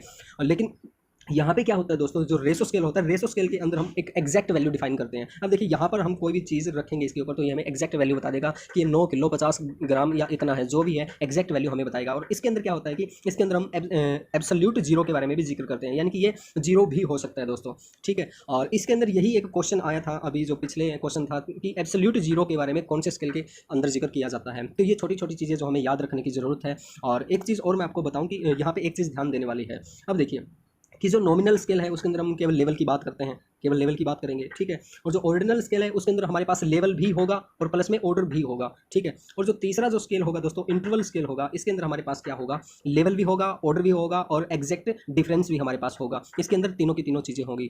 और जो चौथा जो होगा दोस्तों, इसके अंदर हमारे पास लेवल भी हो सकता है, ऑर्डर भी हो सकता है और एग्जैक्ट डिफरेंस भी हो सकता है, यानी कि इसके अंदर तीनों चीज़ें हो सकती है। तो कई बार ये क्वेश्चन आ जाता है कि ऐसा कौन सा स्केल है जिसके अंदर नॉमिनल और ऑर्डिनल स्केल के गुण हो, तो वो क्या होगा, इंटरवल स्केल होगा। तो ये थोड़ी छोटी छोटी चीज़ें जो हमें याद रखने की जरूरत है। पर दोस्तों आज हम बात करने वाले हैं रिसर्च एप्टीट्यूड के अंदर ऐसे कौन से क्वेश्चन हैं और ऐसे कौन से टॉपिक हैं जो हमारे नए सिलेबस के अंदर आए हैं। दोस्तों अब हमें नए पैटर्न को समझना बहुत ज़्यादा जरूरी है, क्योंकि जैसे आप सभी को पता है कि 2019 के अंदर हमारा सिलेबस है वो अपडेट हुआ था, तो उसी के अनुसार हमें स्टडी करना बहुत ज़्यादा जरूरी है अगर आपको नेट और जेआरएफ क्वालिफाई करना है तो। और आज की इस वीडियो में हम यही देखेंगे कि रिसर्च एप्टीट्यूड में ऐसे कौन से क्वेश्चन है जो, और ऐसे कौन से टॉपिक है जो अपग्रेड हुए हैं, चेंज हुए हैं, नए ऐड हुए हैं, तो उसी के बारे में ये वीडियो है। तो इस वीडियो को पूरा देखना और ध्यान से देखना, ये वीडियो आप सभी के लिए बहुत ज़्यादा इंपॉर्टेंट होने वाली है। सब्सक्राइब कीजिए हमारे यूट्यूब चैनल को और दबाइए बेल आइकन ताकि आप पास के हमारी आने वाली वीडियो बढ़े आसानी से। India's #1 study app NTA UGC NET यानी निमिजी नेट, free study notes और videos, old paper with answer key, online mock test for paper first and second, new updated syllabus for paper first and second. Download it on Google Play Store. चलिए दोस्तों अब हम बात करते हैं type of एटीट्यूडिनल scale के बारे में। ये जो टॉपिक है ये हमारा रिसर्च एप्टीट्यूड के अंदर नया ऐड हुआ है। इसमें आप देख सकते हैं जैसे 25 जून 2019 मॉर्निंग शिफ्ट का ये पेपर है और इसमें क्वेश्चन आया था, the easiest attitudinal scale which is summated rating scale is. अब हमें ये बताना कि इजीएस्ट एटीट्यूडिनल स्केल कौन सा है जो सुमेटेड रेटिंग स्केल के इक्वल होता है, वो हमें बताना है। यहाँ पे इन्होंने 4 ऑप्शन दिए, Goodman scale, Likert scale, Thurstone scale और एमएलए स्केल। तो इसमें हमें बताना है दोस्तों, यहाँ पे हमें इन तीन स्केल के बारे में हमें पता होना चाहिए। एमएलए स्केल कोई होता ही नहीं है, एमएलए फॉर्मेट होता है जो हमने रेफरेंसिंग वो देखा था, फॉर्मेट देखा था, उसके अंदर होता है। तो ये नहीं होता, एमएलए कोई स्केल नहीं होता, लेकिन गुडमैन, लाइकर्ट और थर्स्टन ये 3 तरह के स्केल होते हैं। तो इन सभी के बारे में हमें पता होना चाहिए। अब की बार इन्होंने जैसे मान के चलते कि इन्होंने लाइकर्ट स्केल के बारे में पूछा है, तो हो सकता है जून 2020 के अंदर ये गुडमैन स्केल के बारे में पूछ ले। तो इन सभी स्केल के बारे में हमें पता होना बहुत ज़्यादा जरूरी है। तो चलिए दोस्तों अब हम एक एक करके इन सभी के बारे में जानते हैं। और सबसे पहले हम ये देख लेते हैं दोस्तों, जो एटीट्यूडिनल स्केल है मुख्य रूप से 4 तरह के होते हैं। इसमें थर्स्टन स्केल है, गुडमैन स्केल है, लाइकर्ट स्केल है और फिर सिमेंटिक डिफरेंशियल स्केल है। तो इन सभी के बारे में हम बात करते हैं। तो जो सबसे पहला स्केल आता है दोस्तों हमारा, वो आता है यहाँ पे थर्स्टन स्केल आता है। और एक और चीज़ दोस्तों यहाँ पे यह कि ये चारों के चारों जो स्केल है वो गुणात्मक अनुसंधान के अंदर उपयोग होते हैं। गुणात्मक कौन सा होता है दोस्तों, जो क्वालिटेटिव रिसर्च होते हैं उसके अंदर ये होते हैं उपयोग। अब इसमें देखते हैं दोस्तों, सबसे पहला है हमारा Thurstone scale. Thurstone scale are also called equal appearing interval scale. अब देखिए यहीं पे बात आ गई ना, यहीं पे सवाल उठता है कि इसको क्या नाम से और भी पुकारा जाता है, इक्वल अपीयरिंग इंटरवल स्केल के नाम से भी पुकारा जाता है। ये चीज़ हमें ध्यान होना बहुत ज़्यादा जरूरी है। और ये जो स्केल है क्यों यूज किया जाता है ये भी हमें पता होना चाहिए। देखिए, it is use to track respondent behaviour, attitude और फीलिंग, यानी कि किसी भी उत्तरदाता का जो बिहेवियर है, उसका एटीट्यूड है, उसकी जो फीलिंग है, उसको ट्रैक करने के लिए ये स्केल यूज किया जाता है। और उसके बाद है दोस्तों, this scale consist of statement about a particular issue और टॉपिक, यानी कि किसी इशू और टॉपिक के बारे में एक स्टेटमेंट तैयार कर ली जाती है। Each statement has a numerical value. कोई भी स्टेटमेंट है उसको हमने एक न्यूमेरिकल वैल्यू दे देते हैं हम। जैसे कि हम मान के चलते हैं कि आपकी क्लास के अंदर टीचर पढ़ाता है, तो उसका हम आगे लिख देंगे कि 5, आपका जो टीचर है वो बहुत अच्छा पढ़ाता है, तो उसके अंदर लिख देंगे आगे 5 नंबर उसको हमने दे दिए, ठीक है। आपका टीचर बहुत मारता है, उसका हमने स्केल में मान लो जो वैल्यू है वो दे दी कि जैसे 7 दे दी। इस तरीके से हम कुछ वैल्यू देते हैं। उसके बाद क्या होता है, indicate the respondent attitude toward the topic as favourable और अनफेवरेबल, यानी उसके पक्ष में और विपक्ष में इस तरह से न्यूमेरिकल वैल्यू दी जाती है। तो और उसके बाद क्या होता है दोस्तों, उसी के अनुसार क्या होता है, respondent indicate the statement that they agree with and an average is computed. तो इस तरीके से दोस्तों वो न्यूमेरिकल वैल्यू देते हैं। और जब हम किसी से पूछते हैं उन सभी का काउंट करते हैं हम कि टोटल कितनी न्यूमेरिकल वैल्यू हुई है, उसी के अनुसार ये टेस्ट यूज किया जाता है और उसी के अनुसार रिजल्ट निकाला जाता है। और दोस्तों एक और चीज़ मैं आपको यहाँ पे बता दूँ कि आप हिंदी इंग्लिश दोनों लैंग्वेज में पढ़ सकते हैं। आप ये देखिए, ये हमने इंग्लिश में दिया हुआ है और यहाँ पे नीचे ये देखिए, जो स्टूडेंट हिंदी में है हिंदी वाले यहाँ पे पढ़ सकते हैं। बिल्कुल आसान भाषा में हमने यहाँ पे दिया हुआ है। जैसे आप यहाँ पे देख सकते हैं कि प्रतिवादी के व्यवहार, दृष्टिकोण या भावना को ट्रैक करने के लिए उपयोग किया जाता है। यहाँ पे आप बिल्कुल आसानी से इसको देख सकते हैं। और दोस्तों एक चीज़ मैं आपको बार बार कहता हूँ कि अगर आपको नेट और जेआरएफ अच्छे से क्लियर करना है तो आपको इंग्लिश और हिंदी की बेसिक जानकारी होना बहुत ज़्यादा जरूरी है। तो इसलिए मैंने यहाँ पे इंग्लिश हिंदी दोनों में दिया है। कई स्टूडेंट को हिंदी में समझ में नहीं आता, तो कईयों को इंग्लिश में समझ में नहीं आता, तो इसलिए हमने मिक्स लैंग्वेज यहाँ पे दी है, आप आसानी से इसे समझ सकेंगे। और आगे दोस्तों, आगे हमारा गुडमैन स्केलिंग। अब देखिए इसके अंदर क्या होता है, इसके अंदर हम पढ़ते हैं Guttman scaling also called scalogram analysis. अब देखिए यहाँ पे हर जो स्केल है उसके दो दो नाम आपको मिलेंगे और ये दोनों नाम आपको पता होना चाहिए। यहाँ पे आप स्केलोग्राम एनालिसिस कहते हैं, गुडमैन स्केल को आपको पता होना चाहिए। Is based on the idea that item can be arrange along a continuum in such a way that a person who agree with an item or find an item acceptable will also agree with or find acceptable all other item.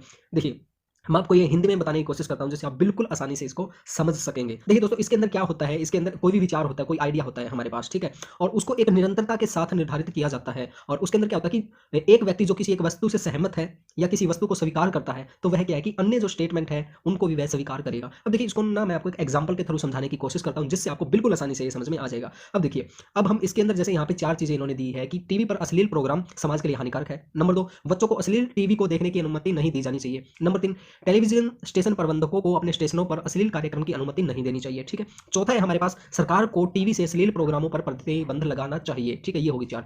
अब देखिए अब इसमें हम ये मान के चलते हैं कि कोई व्यक्ति है वो नंबर 4 से सहमत है, ठीक है, कि ये जो स्टेटमेंट है ये स्टेटमेंट हमारी बिल्कुल सही है, सरकार को टीवी से अश्लील प्रोग्रामों पर प्रतिबंध लगाना चाहिए। तो इसका मतलब क्या हुआ दोस्तों, जो इंसान स्टेटमेंट नंबर 4 से एग्री है तो वो कहीं ना कहीं स्टेटमेंट नंबर 1, 2 और 3 से भी एग्री है। यानी कि ऐसा प्रोग्राम जिसपे सरकार प्रतिबंध लगा रही है, जिसको सरकार रोक रही है, तो वो कहीं ना कहीं सीधी सी बात है वो समाज के लिए हानिकारक है, वो बच्चों के लिए हानिकारक है, बच्चों को उसकी अनुमति नहीं देनी चाहिए। जिस चीज को सरकार प्रतिबंध कर रही है तो सीधी सी बात है वो बच्चों के लिए भी हानिकारक होगी। और फिर क्या होगा दोस्तों कि जो स्टेशन प्रबंधक है उसको भी अपने जो कार्यक्रम है उस पर रोक लगानी चाहिए, ठीक है। यानी कि कहने का मतलब क्या है कि एक स्टेटमेंट से जो 3 और स्टेटमेंट है हमारी ये इनकी भी स्वीकृति मिलती है, इनकी भी हमें हामी मिलती है।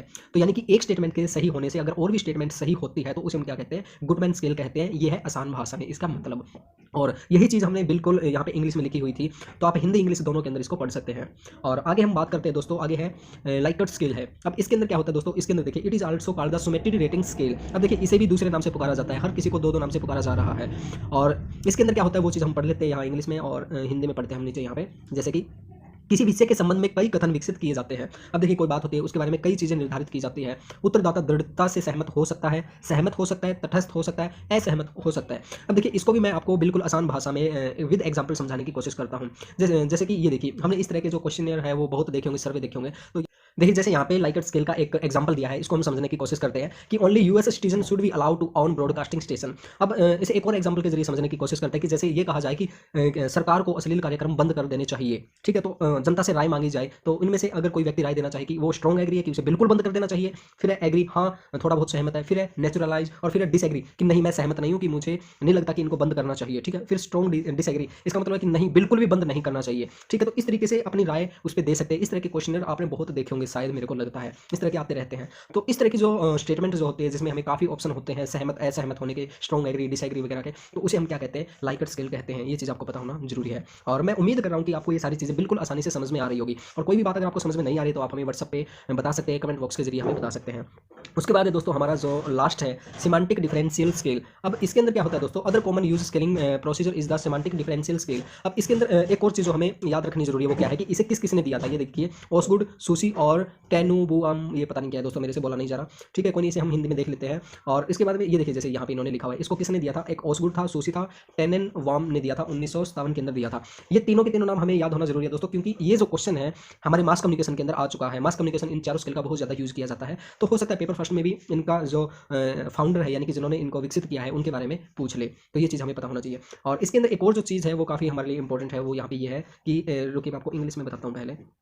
To use the technique, a name or concept is placed at the top of series of 7-point scale anchored by bipolar attitude। यानी कि यहाँ पे किसी भी जो मुद्दा है या फिर कोई विचार है उसको एक 7 पॉइंट के अंदर डिवाइड किया जाता है और बाइपोलर एटीट्यूड होता है उसके, यानी कि 2 पहलू बनाए जाते हैं। चलिए इसको भी ना मैं आपको एक एग्जांपल के थ्रू समझाने की कोशिश करता हूँ ताकि आपको अच्छे से समझ में आ जाए। अब ये देखिए जैसे यहाँ पे इन्होंने एक एग्जाम्पल दिया हुआ है कि sample form for applying the semantic differential scale. यहाँ पे सैंपल दिया हुआ है कि यहाँ पे ट्रस्ट वर्थी और अनट्रस्ट वर्थी यानी कि विश्वसनीय और अविश्वसनीय। तो यहाँ पे कोई भी व्यक्ति अपना मार्क कर सकता है कि वो विश्वसनीय कितना है क्या नहीं है। तो इस तरह के ये देखिए यहाँ पे बाइपोलर हो गया ना, एक पोल ये हो गया और एक पोल यहाँ पे ये हो गया, बाइपोलर हो गया। और ये क्वेश्चन भी हमारे एग्जाम के अंदर आया था दोस्तों, जो मास कम्युनिकेशन का सेकंड पेपर का एग्जाम था, कि जो बाइपोलर एटीट्यूड है वो किसके अंदर यूज किया जाता है। और ये चीज़ हमें पता होना चाहिए दोस्तों, हो सकता है पेपर फर्स्ट के अंदर भी ये चीज़ पूछ ले। और इसके अंदर एक कई चीज़ें दोस्तों यहाँ पे आप इंग्लिश हिंदी दोनों में पढ़ सकते हैं, बिल्कुल आसानी से आप चीज़ें पढ़ लेना। और उसके बाद में दोस्तों अगर आप चाहे तो ये हमारा नोट्स ले सकते हैं। हमने पेपर फर्स्ट की सभी 10 यूनिट के स्टडी नोट्स बना रखे हैं। ये नोट्स आप ले सकते हैं, बिल्कुल आसान भाषा में हमने बना रखे हैं दोस्तों। और इसके साथ साथ हम पेपर फर्स्ट की बहुत अच्छे से तैयारी करवा रहे हैं आपको, जिसमें हम ओल्ड पेपर दे रहे हैं 2012 से दिसंबर 2019 के सभी शिफ्ट के क्वेश्चन पेपर हिंदी इंग्लिश में दे रहे हैं, और विद टॉपिक वाइज। जैसे आज तक रिसर्च के जो क्वेश्चन आज के वो हमने अलग रखे हैं, टीचिंग के अलग रखे हैं, कम्युनिकेशन के अलग रखे हैं। इस तरह से आप बहुत अच्छे से स्टडी कर सकते हैं। अगर किसी दोस्त को हमारा पेड ग्रुप ज्वाइन करना तो कर सकता है, लिंक आपको वीडियो डिस्क्रिप्शन बॉक्स में मिल जाएगा, या आप हमें व्हाट्सएप पे कॉन्टैक्ट कर सकते हैं। नंबर आपको नीचे पट्टी पे लिखा हुआ दिखाई दे जाएगा। दोस्तों आज हम बात करने वाले हैं रिसर्च के अंदर APA MLA शिकागो स्टाइल के बारे में। इनमें से दोस्तों काफ़ी बार क्वेश्चन आ चुके हैं, तो ये टॉपिक करना हमारे लिए बहुत ज़्यादा इंपॉर्टेंट है। इस वीडियो को आप पूरा देखना और ध्यान से देखना। दोस्तों सबसे पहले हम ये देखते हैं कि रेफरेंस होता क्या है, इसके बारे में हमें बेसिक जानकारी होनी चाहिए। देखिए जब भी हम PhD वगैरह लिखते हैं तो उसके अंदर हमें ये देना होता है कि हमने जो वर्क किया है वो कहाँ से लिया है, जो रेफरेंस जो लिया है वो कहाँ से लिया है। जैसे कि हम कोई अपनी बात सिद्ध करना चाहते हैं और उसी बात से रिलेटेड पहले किसी ने बात कह रखी है, तो वो अपनी रिसर्च में हम इंक्लूड करते हैं, तो उसके बारे में जो ब्यौरा देते हैं उसे हम रेफरेंस कहते हैं। इससे क्या होता है दोस्तों, इससे काफ़ी तरह की बातें होती है। एक तो ये होता है कि जो हम रेफरेंस देते हैं उससे हमारी जो रिसर्च है वो रिलायबल हो जाती है, वो ऑथेंटिक हो जाती है। और दूसरा क्या है कि जो आगे आने वाले रिसर्चर है वो रिसर्च करेंगे तो उन्हें भी पता चल जाएगा कि जो रिसर्च हम कर रहे हैं उससे रिलेटेड और किसी ने रिसर्च कर रखी है। तो इस तरीके के रेफरेंस आपने कई बुक वगैरह में देखे होंगे, तो इन्हीं के बारे में आज हम चर्चा करेंगे। और ये अलग अलग तरह के होते हैं, जैसे APA style, MLA style, Chicago style, तो अलग अलग तरह के होते हैं, तो उन्हीं के बारे में हम चर्चा करेंगे।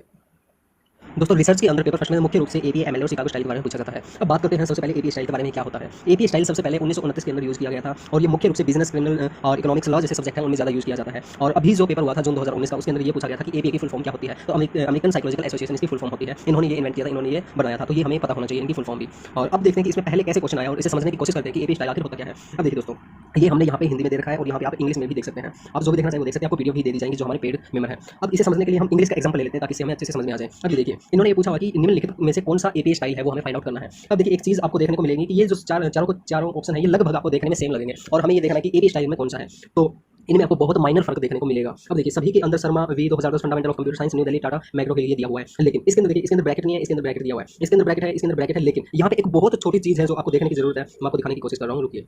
अब देखिए ऑप्शन नंबर जो D है, D हमारा ऑप्शन नंबर है, इसके अंदर क्या है 2010 के बाद देखिए आप इस तरीके का ये डैश लगा हुआ है, ठीक है। और लेकिन इसमें देखिए इसके अंदर ये डॉट लगा हुआ है, ठीक है। तो ये एक माइनर बहुत छोटा सा फर्क इसमें देखने को हमें मिल रहा है, और यहीं से हमारा क्वेश्चन बनता है। अब देखिए एक और चीज़ मैं आपको दिखाने की कोशिश करता हूँ। अब देखिए ऑप्शन नंबर B और C के अंदर देखिए आप ये भी आपको बिल्कुल सेम देखने को मिलेंगे, लेकिन अब देखिए कंप्यूटर साइंस के बाद इन्होंने यहाँ पे डॉट लगाया और यहाँ पे कंप्यूटर साइंस के बाद में इस तरीके से इन्होंने डैश लगाया है। तो ये छोटी छोटी चीज़ें हैं। अब बात करते हैं हम कि जो हमारा APA स्टाइल होता है उसका फॉर्मेट है वो किस तरीके से होता है, क्या होता है, इसे किस तरीके से लिखा जाता है।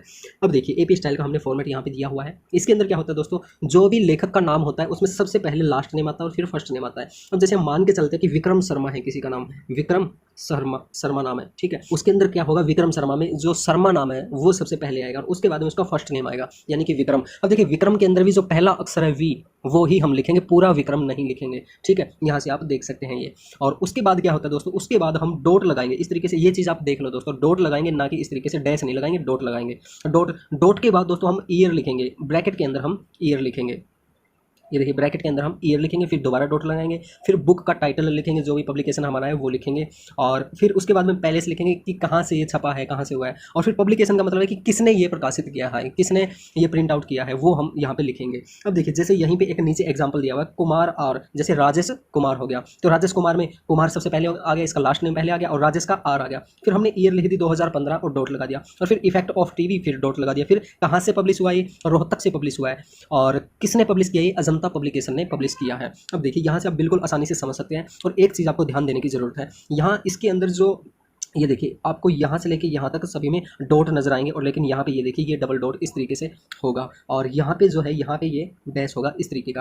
तो ये आपको छोटी छोटी चीज़ें दोस्तों समझने की ज़रूरत है, ठीक है। और यहाँ पे आप इनमें भी देख सकते हैं कि इसका यही ऑप्शन क्यों आया है, यही आंसर क्यों आया, ये आप अच्छे से देखना। अगर आपको समझ में ना आए तो आप मेरे से पूछ सकते हैं, बहुत अच्छे से मैंने समझाने की कोशिश की है, और यहाँ पर मैंने हिंदी में भी दिया है, ठीक है। अब देखिए दोस्तों, ये हमारा अगला क्वेश्चन आया था दिसंबर 2015 के अंदर क्वेश्चन आया हुआ है, ठीक है। अब इसके अंदर क्या है दोस्तों, इसके अंदर एक छोटा सा कन्फ्यूज़न दिया हुआ है, ये UGC नेट ने खुद कन्फ्यूज़न दिया हुआ है जो थोड़ा सही नहीं है। अब देखिए मैं आपको क्वेश्चन पढ़ के सुनाता हूँ, उससे आपको बिल्कुल अच्छे से समझ में आ जाएगा। अब देखिए यहाँ पे इन्होंने APA स्टाइल के बारे में पूछा हुआ है, ये देखिए इंग्लिश के अंदर, which of the following are the basic rule of APA style of referencing format. इन्होंने कहा है कि APA स्टाइल लिखने का स्टाइल क्या है बेसिक, वो हमें बताना है। अब देखिए इन्होंने ये इसका आंसर ये है BCD, पहले ही मैं बता देता हूँ इसका आंसर। बी में क्या है, inventor author's name, last name first, चलो ये अच्छी बात, अभी लास्ट नेम पहले आना चाहिए, ये बात हमने पहले भी पढ़ी है। अब देखिए दोस्तों अगला देखते हैं हम option number C, italicised title of longer work such as book and journal. इन्होंने कहा है कि बुक और जर्नल का जो नाम है वो हमें इटैलिक करके लिखना है। इटैलिक का मतलब समझते हो ना दोस्तों, इस तरीके से टेढ़ा करके लिखना है। अब यहाँ पे हमें प्रॉब्लम आती है दोस्तों। अब देखिए एक चीज़ मैं आपको बताऊं कि इन्होंने सभी के अंदर बी ऑप्शन दिया हुआ है और इसका आंसर भी यही दिया हुआ है यूजीसी नेट ने। अब यहाँ पे प्रॉब्लम क्या आती है, प्रॉब्लम समझने की कोशिश कीजिए। यहाँ पे इन्होंने कहा है कि जो बुक का नेम है वो हमें इटैलिक करके लिखना होगा। चलो हम मान लेते हैं भाई इटैलिक करके लिखना है, आपकी बात ठीक है। लेकिन अब जो हमने क्वेश्चन ऊपर ये पढ़ा, इसमें आप ये बता दीजिए कहीं भी इटैलिक है, कहीं भी नाम इटैलिक नहीं दिया हुआ। और आप चाहे रियल जो पेपर वो देख लेना, अगर मैं यहाँ पे रियल पेपर दिखाता तो वो काफ़ी धुंधला होता, आपको अच्छे से ये समझ में नहीं आता, इसलिए मैंने टाइप किया है ठीक है। तो यहाँ पे इन्होंने कहीं भी इटैलिक नहीं दिया, लेकिन अगले ही क्वेश्चन में ये कह रहे हैं कि जो बुक का नेम होगा वो इटैलिक होगा। तो देखिए यूजीसी नेट है वो खुद गलती कर रहा है, एक के अंदर इटैलिक करके दे रहा है और दूसरे के अंदर इटैलिक करके नहीं दे रहा। तो ये छोटी सी एक गलती है यूजीसी नेट की जो स्टूडेंट को कन्फ्यूज करता हुआ आ रहा है। तो हमें क्या करना है, अब हमारी बात आती है दोस्तों, हमारी यही बात आती है दोस्तों। अगर किसी ऑप्शन में इटैलिक दिया हुआ है ठीक है, तो हमें वही ऑप्शन राइट करना है। अब जैसे मान के चलते हैं, यही क्वेश्चन लेकर चलते हैं, ऑप्शन नंबर ए ऐसे सिंपल दिया है और बी के अंदर ये जो fundamental of computer science italic करके दिया हुआ है, तो हमें उसी पे टिक करना है ठीक है। और सारी चीज़ें वही रहेगी जो ये रहती है। अब देखिए तो दोस्तों छोटी सी ये चीज़ ध्यान में रखना, क्योंकि यूजीसी ने खुद हमें कंफ्यूज किया है। अगर वो इटैलिक दे तो इटैलिक वाले पे हमें क्लिक करना है ठीक है। और जो फॉर्मेट है वो हमारा बिल्कुल सेम रहेगा कि लास्ट नेम पहले आएगा, फर्स्ट नेम बाद में आएगा, ईयर, बुक वगैरह वो सारी चीज़ बिल्कुल सही आएगी एपीए स्टाइल के अंदर। यहाँ पे हमने एग्जाम्पल भी दे रखा है, ये पढ़ सकते हैं। और दोस्तों अगर आपको कोई भी बात समझ में ना आए, हो सकता है कि कुछ कन्फ्यूजन हो जाए आपके दिमाग में, तो आप हमसे कमेंट बॉक्स के जरिए पूछ सकते हैं या फिर आपको हमारा व्हाट्सअप नंबर मिल जाएगा, उससे भी आप पूछ सकते हैं।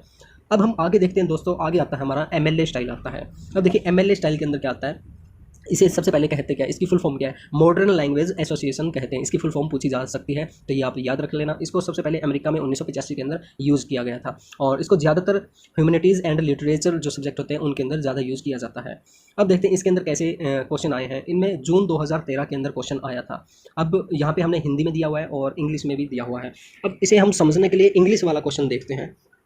अब देखिए दोस्तों इसमें भी वही बात आ रही है कि ये चारों के चारों ऑप्शन आपको लगभग सेम देखने को मिलेंगे, लेकिन माइनर छोटा छोटा इनके अंदर डिफरेंस है। अब देखिए यही आ गया। ऑप्शन नंबर सी की बात करें तो यहाँ पे देखिए इन्होंने इस तरीके से डैश लगा दिया और इसके अंदर नीचे आप देखोगे तो यहाँ पे ऐसा डैश नहीं है, डी वाले में नहीं है ठीक है। तो ये छोटे छोटे डिफरेंस है। अब ऑप्शन नंबर बी की हम बात करें तो इन्होंने यहाँ पे और इलेक्ट्रॉनिक्स में इस तरीके से ये डैश लगा दिए।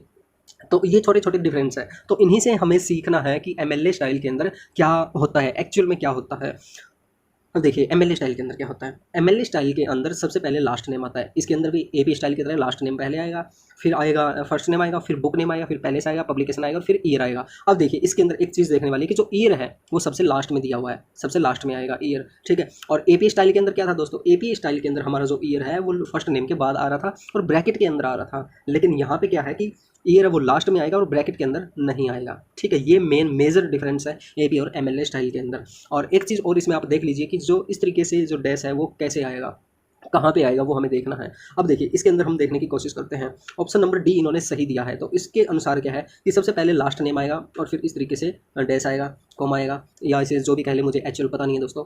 और फिर आएगा फर्स्ट नेम आएगा, फिर डॉट आएगा, फर्स्ट नेम के बाद डॉट आएगा। ये देखिए ग्रीन मैंने दिया हुआ है, यहाँ से आप अच्छे से समझ सकते हैं। फिर बुक नेम आएगा, फिर डॉट आएगा, फिर पैलेस आएगा और फिर ये डबल डॉट इस तरीके से आएगा, फिर पब्लिकेशन आएगा और फिर ईयर आएगा। और अब ये देखिए ईयर के अंदर इस तरीके का ये डैश है और फर्स्ट नेम के बाद हमारा इस तरीके का डैश है, यानी कि 2 बार ये हमें यूज़ करना पड़ रहा है। अब इसका हम एग्जाम्पल लेके चलते हैं। अब देखिए जैसे राजेश कुमार। अब देखिए राजेश कुमार के अंदर हमारा कुमार पहले आ गया यानी कि लास्ट नेम, फिर आ गया राजेश। अब इसके अंदर जो हमारा फर्स्ट नेम है वो पूरा लिखना है। एपीए स्टाइल की तरह ये नहीं है कि उसका फर्स्ट नेम का पहला अक्षर लिखना, वो नहीं है। और आगे क्या है, आगे जैसे डॉट आ गया, डॉट के बाद में इफेक्ट ऑफ टीवी यानी कि बुक का नेम आ गया, फिर रोहतक आ गया यानी कि जहाँ से वो पब्लिश हुआ है, और फिर जनता पब्लिकेशन जिसने उसे पब्लिश किया है वो आ गया, और फिर ये दोबारा इस तरीके से डॉट आ गया, डैश आ गया, और फिर ये आ गया हमारा ईयर आ गई ठीक है। तो इस तरीके से ये हमारा एमएलए स्टाइल होता है। यहाँ से आप बिल्कुल आसानी से इसे समझ सकते हैं। बस आपको ये छोटी छोटी चीज़ ध्यान रखने की ज़रूरत है कि डॉट कहाँ पे लगेगा, इस तरीके से जो डैश है वो कहाँ पे लगेगा, तो ये हमें देखने की ज़रूरत है। और आगे दोस्तों ये हमने दोबारा फिर ये इनका कंपैरिजन करके दिखा रखा है। ये हमारा एपी स्टाइल है, ये एमएलए स्टाइल है। और जो एक और स्टाइल जो आता है वो मैं बता देता हूँ दोस्तों आपको, वो है हमारा शिकागो स्टाइल या ट्रेवियन स्टाइल। अब देखिए इसके अंदर क्या होता है, इसके अंदर भी लास्ट नेम पहले आएगा, फर्स्ट नेम बाद में आएगा, फिर जो बुक का नेम है वो इटैलिक आएगा, पैलेस आएगा, पब्लिकेशन आएगा, ईयर आएगा ठीक है। तो ये थोड़ा सा इसके अंदर डिफरेंस है। और इसमें अभी तक वैसे तो क्वेश्चन नहीं आया शिकागो स्टाइल में से, तो फिर भी आप करके देख लेना इनको, ये ज़्यादा वो डिफ़िकल्ट भी नहीं है। और इसके अलावा और भी हमारे स्टाइल है पब्लिकेशन के, काफ़ी तरह के स्टाइल है, अनगिनत स्टाइल है।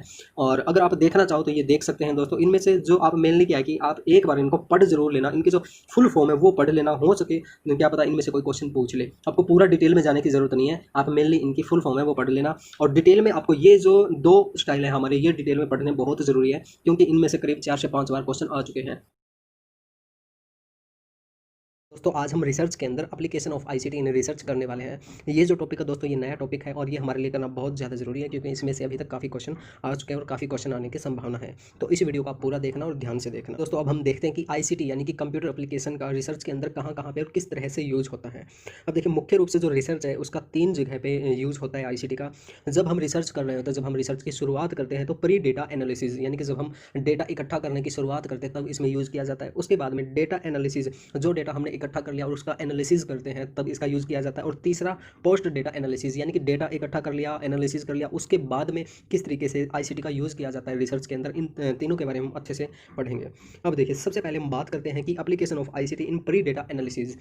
अब देखिए जब हम डेटा एनालिसिस करने से पहले किस तरीके से यूज़ करते हैं। देखिए हमें डेटा लेने के लिए हमें क्या क्या करना होगा, जैसे कि हमें लिटरेचर रिव्यू करना होगा। लिटरेचर रिव्यू हम तभी करेंगे जब हमारे पास लिटरेचर होगा, यानी कि जो प्रॉब्लम हमने फाइंड आउट की है उस पर किन किन लोगों ने काम किया है, आज तक क्या क्या वर्क हुआ है, वो देखने के लिए हम क्या करेंगे, लिटरेचर सर्च करेंगे। आर्टिकल अवेलेबिलिटी देखेंगे कि हमारे वर्क के ऊपर आज तक क्या क्या आर्टिकल प्रकाशित हो चुके हैं और किन किन लोगों ने थीसिस आज तक लिखी है, वो सारी की सारी चीज़ें हम खोजेंगे, सर्च करेंगे। तो इसके लिए हम आईसीटी का यूज़ करते हैं, कंप्यूटर का यूज़ करते हैं। उसके बाद में जैसे कंटेंट सर्च करते हैं, लिटरेचर ट्रैकिंग करते हैं, डेटा कलेक्शन करते हैं। अब देखिए हम थोड़ा सा इसमें डिटेल में समझने की कोशिश करते हैं। लिटरेचर सर्च हम कैसे करते हैं। अब सबसे पहली जो चीज़ आती है दोस्तों, शोध गंगा आती है। जो नए स्टूडेंट है शायद उनको ना पता हो, लेकिन जो लोग पीएचडी कर रहे हैं उनको बहुत अच्छे से पता है कि शोध गंगा क्या है। शोध गंगा एक इंडिया की ऐसी वेबसाइट है दोस्तों जहाँ पे आपको लगभग सभी जो पीएचडी वर्क है वो आपको मिल जाएगा कि किन किन लोगों ने क्या क्या काम कर रखा है, क्या आर्टिकल प्रकाशित वहाँ पे कर रखे हैं, वो सारी चीज़ें आपको यहाँ पे मिल जाएगी। फिर आता है दोस्तों गूगल स्कॉलर आता है। गूगल स्कॉलर के अंदर आपको पूरे दुनिया के जो शोध वर्क किए गए हैं, रिसर्च वर्क किए गए हैं, वो आपको यहाँ पे देखने को मिल जाएंगे। इसी तरीके से माइक्रोसॉफ्ट ने बना रखा है, यहाँ पे भी आपको जो ऑथर वगैरह है वो मिल जाएंगे, एकेडमिक पेपर है वो मिल जाएंगे, जर्नल है वो मिल जाएंगे, कॉन्फ्रेंस वगैरह मिल जाएंगी। यानी कि यहाँ से आपको अपनी रिसर्च के लिए बहुत सा डेटा मिल जाएगा। और इनमें से क्वेश्चन आ सकता है दोस्तों, ये आपको थोड़ा सा ध्यान रखने की ज़रूरत है। तो वो ऐसे दे देंगे कि इनमें निम्नलिखित में से कौन सा लिटरेचर सर्च के लिए यूज़ नहीं होता या यूज़ होता है। ठीक है, तो ये थोड़ा आप ध्यान में रख लेना। उसके बाद में जैसे एक और है मेंडेली, और उसके बाद में SSRN। तो ये भी हमारे वो कह सकते हैं कि टूल है, ऑनलाइन टूल है, जिनसे हम अपनी लिटरेचर सर्च करते हैं। उसके बाद आता है दोस्तों हमारे पास डेटा कलेक्शन। अब बात आती है डेटा कलेक्शन हम किस तरीके से करते हैं। ऑनलाइन हम जैसे सर्वे करते हैं, एक फॉर्म होता है, फॉर्म भरते हैं। आपने काफ़ी बार देखा होगा कि गूगल की तरफ से फॉर्म आता है तो उसमें हम भरते हैं, तो वो गूगल फॉर्म होता है। और गूगल के अलावा भी और भी काफ़ी तरह के फॉर्म होते हैं, जैसे सर्वे मंकी होते हैं, और इसके अलावा भी कई कंपनियां होती हैं जो सर्वे के लिए फॉर्म बनाती है। तो जो डेटा कलेक्शन किया जाता है वो मुख्य रूप से यहाँ पे जो फॉर्म होते हैं उनके द्वारा किए जाते हैं। यहाँ पे आप इंग्लिश में भी पढ़ सकते हैं ये चीज़ें। और एक चीज़ मैं दोस्तों यहाँ पे बताना चाहता हूँ, कई दोस्त हमें ऐसे कहते हैं कि सर टोटली जो हमारा स्टडी मटेरियल होना चाहिए वो हिंदी में होना चाहिए। तो दोस्तों मैं यहाँ पे आपको बता दूँ कि अगर आपको यूजीसी नेट क्लियर करना है तो आपको इंग्लिश हिंदी दोनों में पढ़ने की ज़रूरत है, क्योंकि अगर आप बिल्कुल हिंदी में पढ़ोगे तो आपको सारी चीज़ें समझ में नहीं आएगी, और बिल्कुल इंग्लिश में पढ़ोगे तो भी नहीं आएगी। तो हमें मिक्स करके चलना है। आगे देखते हैं दोस्तों, आगे application of ICT in data analysis, यानी कि जो डेटा हमने इकट्ठा कर लिया है उसका एनालिसिस करने में किस तरीके से आईसीटी अपनी भूमिका निभाता है। अब देखिए जो हम डेटा इकट्ठा किया उसको एनालिसिस कैसे करते हैं, उसमें हम कई तरह के टेस्ट लगाते हैं, जैसे टी टेस्ट, अनोवा टेस्ट हो गया। तो इस तरीके के जो टेस्ट लगाते हैं वो किससे यूज़ किए जाते हैं। अब देखिए सबसे पहले आता है quantitative data analysis. Quantitative data analysis के लिए हम क्या क्या यूज़ करते हैं। अब ये देखिए ये हमारे अलग अलग सॉफ्टवेयर हैं। ये देखिए statistical package for social science, इसे ज़्यादातर SPSS के नाम से जाना जाता है, और जो लोग पीएचडी कर रहे हैं उनको बहुत अच्छे से पता है इस सॉफ्टवेयर के बारे में। तो जब आप पीएचडी करोगे तो आपको भी अच्छे से पता चल जाएगा। अभी आप थोड़ा कंफ्यूज हो सकते हैं। अभी आप केवल इतना ध्यान रखिए कि SPSS जो है वो हमारा क्वांटिटेटिव डेटा एनालिसिस के अंदर यूज होता है। और उसके बाद आता है जैसे कि R foundation for statistical computing, और उसके बाद आता है जैसे मैथलैब, द मैथवर्क्स, ये भी हमारा जो क्वांटिटेटिव डेटा एनालिसिस के अंदर काम आता है। फिर माइक्रोसॉफ्ट एक्सेल, इसके बारे में लगभग सभी लोग जानते हैं कि उसके अंदर हम किस तरीके से अपने जो डेटा हमने इकट्ठा किया उसका हम एनालिसिस करते हैं। उसके बाद आता है SAS स्टैटिकल एनालिसिस सॉफ्टवेयर। ये सारे सॉफ्टवेयर है दोस्तों जो इसमें हमारे डेटा एनालिसिस के अंदर काम आते हैं। और मिनी टैब हो गया, फिर ग्राफिक हमारा ग्राफ पैड प्रिज्म हो गया। तो ये मुख्य रूप से हमारे सॉफ्टवेयर है जो हमारे डेटा एनालिसिस के अंदर काम आते हैं। और उसके बाद जैसे कि क्वालिटेटिव डेटा एनालिसिस, क्वालिटेटिव के अंदर एनवीवो होता है, atlas.ti है, ये मुख्य रूप से वेबसाइट है और इन वेबसाइट पे आपको जो टूल है वो आपको मिल जाएंगे। और उसके बाद में SPSS टेक्स्ट एनालिसिस हो गया, उसके बाद में ट्रांसना हो गया। और ये क्या करता है, can be use for video transcribing in creating qualitative research, ये जो वीडियो होती है उसके अंदर ज़्यादा काम आता है वीडियो एनालिसिस करने में। और इसके बाद में आता है जैसे application of ICT in post data analysis, यानी कि जो हमने डेटा एनालिसिस कर लिया उसके बाद में ICT किस तरीके से यूज होती है वो हमें देखना है। अब देखिए हमने अपनी रिसर्च लगभग कंप्लीट कर ली, कंप्लीट करने के बाद में हमारा आता है वीडियोग्राफी लिखना। अब देखिए वीडियोग्राफी लिखना हमने पहले एक टॉपिक किया था, उसके अंदर आपको ध्यान हो तो हमने किया था APA स्टाइल किया था, MLA स्टाइल किया था, ठीक है। तो अगर वो आप मैनुअली लिखोगे आप तो उसमें आपकी काफ़ी तरह की गलतियाँ हो सकती है। जैसे उसमें हमने देखा था ना, कहीं पे इस तरीके से डैश लगाना है, फिर डॉट लगाना है, फिर इस तरीके से लगाना है, तो ये छोटी छोटी चीज़ें थी, कहीं ईयर के आगे ब्रैकेट लगाना है, तो ये चीज़ें अगर हम मैनुअली करेंगे तो भूल जाएंगे। लेकिन इसके लिए ऑनलाइन सॉफ्टवेयर दिए हुए हैं जैसे एंड नोट, जेटेरो, मेंडली, तो इस तरीके के सॉफ्टवेयर है। उसके अंदर हमें क्या डालना है, उसके अंदर हमने जैसे पब्लिशर का नाम डाला हमने, और जो ऑथर है उसका नाम डाला, ईयर डाला, जहाँ से वो प्रकाशित हुई है वो डाली, वो सारी चीज़ें हमने फिल कर दी और वो ऑटोमेटिक से वो उसके सीक्वेंस में लगा के हमें दे देगा। तो ये जो सॉफ्टवेयर है दोस्तों ये हमारे बहुत ज़्यादा काम आते हैं। और आगे दोस्तों जैसे आर्टिकल, थीसिस, डिसर्टेशन, डिस्कशन, अब हमने कोई भी आर्टिकल लिख लिया, उस पर हमें डिस्कस करनी है, हमें पूछना है किसी से भाई हमने जो ये लिखा ये गलत है या सही है। तो यहाँ पे जो academia.edu है, रिसर्च गेट है, यहाँ पे हम एक कम्युनिटी है, वहाँ पे हम अपने डिस्कस कर सकते हैं, कोई भी सवाल जवाब है हम वहाँ पे पूछ सकते हैं। और आगे आता है दोस्तों प्लेगरिज्म डिटेक्शन। अब देखिए इस पर एक हमारा क्वेश्चन भी आया था अब की बार, जो जून 2019 का एग्जाम था उसके अंदर, जो प्लेगरिज्म डिटेक्ट, यानी कि इसके अंदर क्या होता है कि जो हमने PhD लिखी है, जो थीसिस लिखी है, वो कहीं कॉपीराइट तो नहीं है, कहीं से हमने वैसे ही कॉपी करके पेस्ट तो नहीं किया है, तो इसमें प्लेगरिज्म डिटेक्ट की जाती है। तो इसके लिए मुख्य रूप से हमारा ग्रामरली होता है। और जो ग्रामरली है दोस्तों ये अब भी ज़्यादा चलन के अंदर आया है, इसकी आपने ऐड भी देखी होगी फेसबुक पे, गूगल पे, यूट्यूब पे ऐड वगैरह देखी होगी। और इसी से रिलेटेड एक क्वेश्चन आया था जून 2019 में मॉर्निंग शिफ्ट में, विच of the following is plagiarism checking website. तो यहाँ पे आप देख सकते हैं grammarly.com ये दिया हुआ है, तो ये हमारा सही आ जाएगा। और अब ये देखिए एक चीज़ देखिए दोस्तों, यहाँ पे थोड़ा ध्यान देने की बात है, रिसर्च गेट है। रिसर्च गेट हमारा किसके लिए यूज होता है, अभी मैंने बताया था। रिसर्च गेट होता है हमारी डिस्कशन करने के लिए, जो हमने थीसिस वगैरह लिखी है उस पर डिस्कशन करने के लिए होता है। तो प्लेगरिज्म चेक करने के लिए मुख्य रूप से ये है कि ग्रामरली होगा, आर्टिकल चेकर हो गया, ये पता नहीं क्या है, टूर्निटिन हो गया, और फिर डुप्लीकेट चेकर हो गया। ये मुख्य रूप से हमारी वेबसाइट है। तो इनमें से इस तरीके से क्वेश्चन पूछे जाते हैं। और अब देखिए उसके बाद आता है हमारा जनरल मैन्युस्क्रिप्ट सबमिशन, यानी कि जो हमने आर्टिकल या जर्नल लिख दिया है उसे हम पब्लिश करना चाहते हैं, तो ये कुछ वेबसाइट वगैरह दी है, यहाँ पे हम पब्लिश कर सकते हैं, जैसे कि एल्सेवियर और विली और फिर सेगा पब्लिकेशन है, यहाँ पे हम अपना पब्लिश कर सकते हैं। तो दोस्तों ये मुख्य रूप से जो हमारे ICT यूज होती है रिसर्च के अंदर वो हमने बताया है।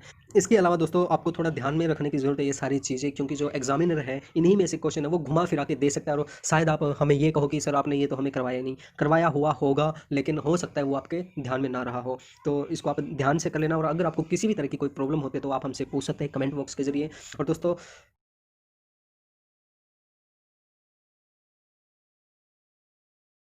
दोस्तों आज हम रिसर्च के अंदर एक बहुत ही ज़्यादा इंपॉर्टेंट टॉपिक करने वाले हैं, और ये जो टॉपिक है हमारा न्यू ऐड हुआ है और इसमें से दिसंबर 2019 में क्वेश्चन भी आए हैं। तो दोस्तों ये जो टॉपिक है हमारे लिए करना बहुत ज़्यादा ज़रूरी है। और ये जो टॉपिक है दोस्तों ये काफ़ी कन्फ्यूजिंग करने वाला टॉपिक है, ये आसानी से समझ में नहीं आता। और मैंने इस पर रात में काफ़ी रिसर्च की, काफ़ी वीडियोज़ वगैरह देखी, लेकिन कहीं पर भी इसमें अच्छे से नहीं बताया गया। लेकिन हम आपको इस वीडियो में बहुत अच्छे से बताने की कोशिश करेंगे कि पॉजिटिविज्म एंड पोस्ट पॉजिटिविज्म क्या होता है, और इसके जो पार्ट है उन सभी के बारे में हम चर्चा करेंगे। और ये देखिए जैसे ये दिसंबर 2019 में क्वेश्चन आया था, तो इसके बारे में भी हम चर्चा करेंगे कि किस तरह से इसका हमें आंसर देना है, क्वेश्चन को किस तरह से हमें समझना जरूरी है। तो इन सभी के बारे में हम बात करेंगे, तो ये वीडियो पूरा देखना और ध्यान से देखना। और दोस्तों अगर आपने अभी तक हमारा चैनल सब्सक्राइब नहीं किया है तो प्लीज़ हमारे चैनल को सब्सक्राइब कर लीजिए और घंटी का बटन जरूर दबाइए ताकि आप हमारी आने वाली वीडियोज़ को आसानी से देख सकें।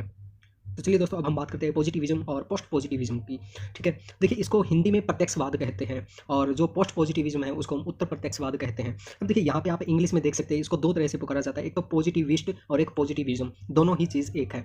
तो अब हम बात करते हैं इसके अंदर सबसे पहले प्रत्यक्षवाद यानी कि पॉजिटिविज्म की।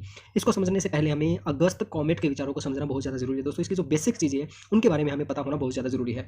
अब देखिए फ्रांस के प्रमुख समाजशास्त्री अगस्त कॉमेट का कहना है कि समाजशास्त्र सामाजिक प्रक्रियाओं का वैज्ञानिक अध्ययन करता है। उन्होंने यह महसूस किया कि जिस प्रकार प्राकृतिक विज्ञान में वैज्ञानिक प्रक्रियाओं का अध्ययन किया जाता है उसी प्रकार समाज शास्त्र में भी वैज्ञानिक पद्धतियों के द्वारा सामाजिक घटनाओं का अध्ययन किया जाता है। अब देखिए दोस्तों ये कितनी इंपॉर्टेंट बात है, और ये हमें समझना बहुत ज़्यादा जरूरी है कि जिस प्रकार प्राकृतिक विज्ञान में वैज्ञानिक प्रक्रियाओं का अध्ययन किया जाता है ना, उसी प्रकार समाज शास्त्र में भी वैज्ञानिक पद्धतियों के द्वारा सामाजिक घटनाओं को समझने का प्रयास किया जाता है। और ये चीज़ हमारे लिए काफ़ी इंपॉर्टेंट है। आप जब आगे पढ़ेंगे, आगे हम क्वेश्चन करेंगे तो उसमें आपको पता चलेगा कि ये बात हमारे लिए कितनी इंपॉर्टेंट है। उसके बाद है दोस्तों कि इन्होंने एक महत्वपूर्ण पुस्तक पॉजिटिव पॉलिसी के नाम से लिखी। इस पुस्तक में उन्होंने सर्वप्रथम सोशियोलॉजी शब्द का उपयोग किया था। ये क्वेश्चन भी हमारे लिए काफ़ी इंपॉर्टेंट है दोस्तों, इसके बारे में क्या पता पूछ ले। और उसके बाद में दोस्तों जो ऑगस्ट कॉमेट है, इन्होंने 3 सत्रों का वर्णन किया था, वो हमें समझना जरूरी है। सबसे पहले ये दोस्तों बेसिक चीज़ है, ये अगर हम नहीं समझेंगे तो हमारी समझ में पूरा कॉन्सेप्ट नहीं आएगा। अब देखिए, इन्होंने सबसे पहले धार्मिक स्तर के बारे में बताया था। इस स्तर पर क्या होता है दोस्तों, इस स्तर पर मनुष्य का यह सोचना था कि समस्त चीज़ें अलौकिक शक्ति द्वारा प्रभावित होती है। इन अलौकिक शक्तियों के कारण ही घटनाएं घटित होती है। अब देखिए, पहले क्या होता था कि जो भी कुछ होता था तो उसमें ये सोचते थे कि इसमें किसी न किसी देवी देवता का हाथ है, किसी अलौकिक शक्ति का हाथ है। जिस तरीके से पहले बुखार होती थी तो उसमें ये कहते थे कि इसके अंदर माता आ गई है या कुछ और आ गया है, तो हम अंधविश्वास ज़्यादा होता था उस टाइम, ठीक है। तो इसे हम कहते हैं धार्मिक स्तर। उसके बाद है दोस्तों तात्विक स्तर। तात्विक स्तर के अनुसार क्या होता है इस अवस्था में, इस स्थिति में व्यक्ति एक अदृश्य तथा निराकार शक्ति के अस्तित्व को महसूस करता है। जिस तरीके से भगवान की हम बात करें, भगवान को किसी ने नहीं देखा आज तक, और क्या है कि उसके अस्तित्व के होने की हम कल्पना करते हैं कि वो है, ठीक है। तो उसे हम क्या कहते हैं, तात्विक स्तर कहते हैं। उसके बाद है दोस्तों तीसरी जो कंडीशन है हमारी, उसके अंदर क्या है, वैज्ञानिक स्तर। वैज्ञानिक स्तर के अंदर क्या होता है, तीसरी अवस्था ज्ञान की वह अवस्था है जिस स्तर पर वैज्ञानिक सोच पर आधारित ज्ञान को महत्व दिया जाता है। यानी कि इस स्तर पर आके क्या करते हैं हम वैज्ञानिक रूप से सोचते हैं। जिस तरीके से वही है ना कि बुखार होगी, तो उसके बारे में फिर वैज्ञानिक तरीके से सोचने लगे कि इतनी ज़्यादा बुखार है, इस क्षेत्र में क्यों फैल रही है, उसका रीज़न क्या है, क्या वायरस आ गए, तो उसे कहते हैं वैज्ञानिक स्तर पे सोचना। और उसके बाद में है दोस्तों हमारे पास इसकी कुछ और महत्वपूर्ण टर्म्स हैं, उनके बारे में हमें जानना बहुत ज़्यादा जरूरी है। और ये देखिए, ये एक मैं बता देता हूँ पहले ही, ये जो ज्ञान मीमांसा एपिस्टेमोलॉजी, इसमें से 3 बार क्वेश्चन आज तक आ चुके हैं, वो भी हम आपको बताएंगे। तो इनके बारे में सबसे पहले ही आती है दोस्तों ओंटोलॉजी, मूल्य मीमांसा। इसके अंदर क्या होता है, व्हाट इज रियलिटी, यानी कि रियलिटी क्या है उसके बारे में हम देखते हैं। जो हमारी आंखों के सामने है, प्रत्यक्ष रूप से हमें दिखाई दे रहा है, उसे ही हम मानते हैं। जैसे what exist and does not exist, यानी कि जो है हमारे सामने उसको हम मान लेते हैं और जो नहीं है उसको हम नहीं मानते। तो ये होता है मूल्य मीमांसा। और इसके अंदर ये आप हिंदी इंग्लिश दोनों के अंदर पढ़ सकते हैं। हमने यहाँ पे हिंदी इंग्लिश में ये है और हिंदी में यहाँ पे दिया हुआ है, आपको जो भी लैंग्वेज अच्छी लगे उसमें आप पढ़ सकते हैं। उसके बाद में दोस्तों हमारे पास एपिस्टेमोलॉजी, इसके अंदर क्या होता है दोस्तों, हाउ डू यू नो, यानी कि आप किस तरह से जानते हैं, इसके बारे में हम जानने की कोशिश करते हैं। In simple term epistemology is the philosophy of knowledge or of how we know to know, यानी कि हम किस तरह से जानते हैं। नॉलेज ऑफ नॉलेज को हम क्या कहते हैं, एपिस्टेमोलॉजी कहते हैं। और ये क्वेश्चन एक बार डायरेक्ट पूछ लिया था कि नॉलेज ऑफ नॉलेज को क्या कहते हैं, तो उसे हम एपिस्टेमोलॉजी कहते हैं। ये चीज़ आपको ध्यान में रखना है कि कोई चीज़ हम जानते हैं तो किस तरह से जानते हैं, उसके बारे में जो होता है उसे हम क्या कहते हैं, ज्ञान मीमांसा या एपिस्टेमोलॉजी कहते हैं। और यहाँ पे एक और चीज़ यहाँ पे जो इंपॉर्टेंट है वो हम पढ़ लेते हैं हिंदी के अंदर। इसके अंदर क्या होता है कि एपिस्टेमोलॉजी ज्ञान का दर्शन है। हम कैसे जानते हैं इसके बारे में हम समझते हैं। हमें दुनिया के हमारे मॉडल और दुनिया को जानने के तरीकों से संबंधित ये बात बताता है, ठीक है। ये आप इंपॉर्टेंट, ये आप थोड़ा सा ध्यान दे लीजिए इस बात पे कि दुनिया को, ये देखिए, दुनिया को जानने के तरीकों से संबंधित है कि दुनिया किस तरह से चलती है, क्या करती है, क्या होता है, क्या नहीं होता, तो उसे हम क्या कहते हैं, एपिस्टेमोलॉजी कहते हैं। और उसके बाद में दोस्तों हमारे पास एक्जियोलॉजी, सत्ता मीमांसा। इसके अंदर क्या होता है दोस्तों, इसके अंदर जो हमारी वैल्यू है, जैसे गुड है, बैड है, तो जैसे फीलिंग की हम बात करें तो वो चीज़ें इसके अंदर आती है, जैसे अच्छा बुरा, नैतिक अनैतिक, जैसे मूल्यों के बारे में बात की जाती है। जीवन का अर्थ क्या है और हमें कैसे जीना चाहिए, इनके बारे में ये बात करता है। और उसके बारे में हम बात करते हैं। इसके बाद हम बात करते हैं दोस्तों प्रत्यक्षवाद, यानी कि पॉजिटिविज्म के बारे में बात करते हैं। अब हमारी मेन चीज़ आ गई, हमने जो बेसिक चीज़ें वो देख ली। अब देखिए, इसके अंदर क्या होता है कि जैसे हमने पहले देखा कि लोग अंधविश्वासी होते थे, उसके बाद में फिर वो थोड़ा और समझने लगे, उसके बाद में फिर वो वैज्ञानिक तरीके से समझने लगे। तो इसके अंदर क्या होता है दोस्तों, अब इसके अंदर क्या होता है दोस्तों, इसके अंदर हम संवेदी अनुभव से प्राप्त जानकारी, यानी कि कोई हमने एक्सपीरियंस किया कोई चीज़, उससे जो जानकारी प्राप्त हुई है, कारण और तर्क के माध्यम से, यानी कि कोई भी चीज़ है, जैसे कि हम मान के चलते हैं वही बुखार का उदाहरण ले रहे हैं, ठीक है।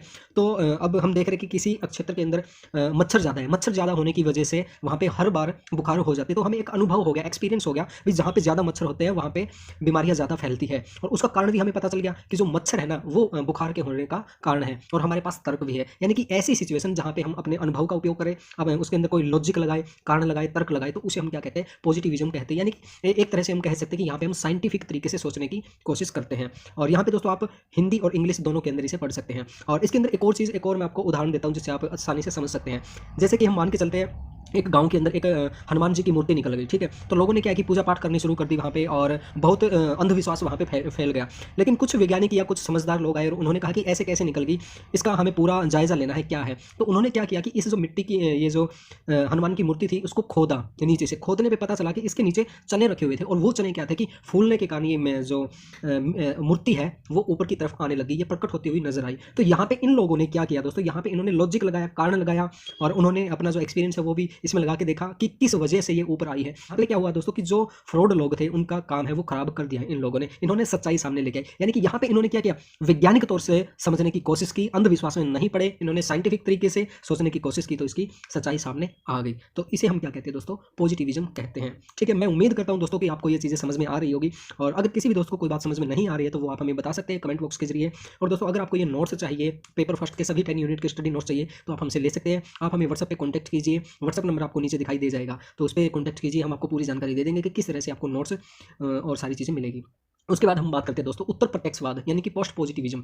अब इसके अंदर क्या होता है दोस्तों, इसके अंदर देखिए दोनों चीज़ों को शामिल किया जाता है, जो वैज्ञानिक तरीका है उसे भी, और जो हमारा अंधविश्वास का जो तरीका है, जो हमारा एक्सपीरियंस वगैरह है, जो हम हमारी जो परंपराएं जो चलती आ रही थी, ठीक है, उन दोनों को शामिल किया जाता है इसके अंदर। अब देखिए उत्तर प्रत्यक्षवाद सिद्धांतों को वैज्ञानिक या सामाजिक विज्ञान होने का प्रयास नहीं करता, बल्कि वे मामलों की गहराई से विश्लेषण करने की कोशिश करता है। इसके अंदर क्या होता है दोस्तों, ये ना ही तो वैज्ञानिक तरीके से सोचता है और ना ही सामाजिक तरीके से सोचता है। ये क्या करता है, ये किसी भी मामले को गहराई से जानने की कोशिश करता है कि इसके अंदर रियलिटी क्या है।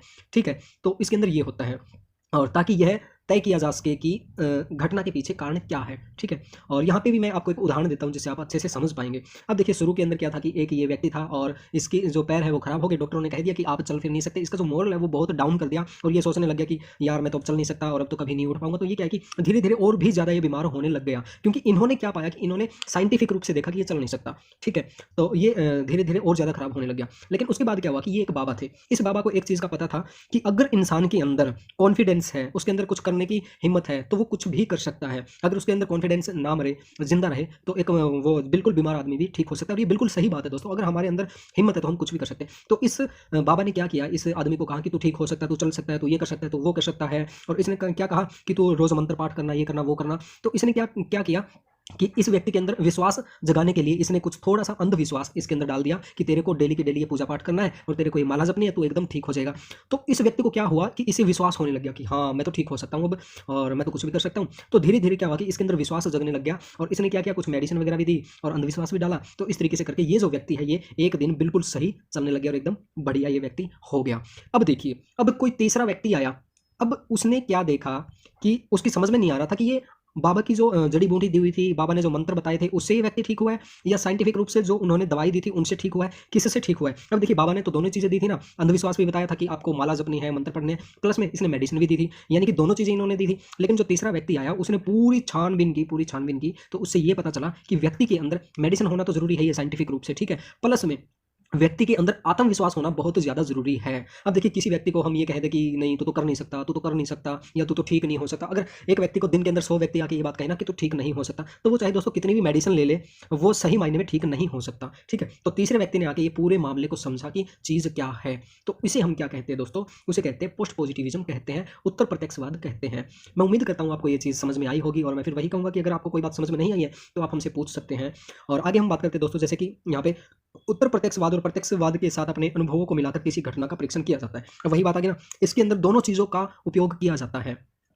इसके अनुसार सभी अवलोकन अस्थिर है, यह सभी सिद्धांत पुनः प्रायोजित है। अब इसका मतलब क्या है कि सभी अवलोकन अस्थिर है, यानी कि ये देखिए जो हमने यहाँ पे साइंटिफिक रूप से इनको कहा गया कि आप चल नहीं सकते, तो ये जो अवलोकन है ना ये अस्थिर है। कोई भी बात यहाँ पे हम ये नहीं कह सकते कि डेफिनेट रूप से ये होगी, नहीं, उसके ऊपर हम दोबारा विचार कर सकते हैं, वो बातें चेंज भी हो सकती है। ठीक है, और पुनः प्रायोजित का मतलब भी वही है कि उसके ऊपर दोबारा विचार किया जा सकता है।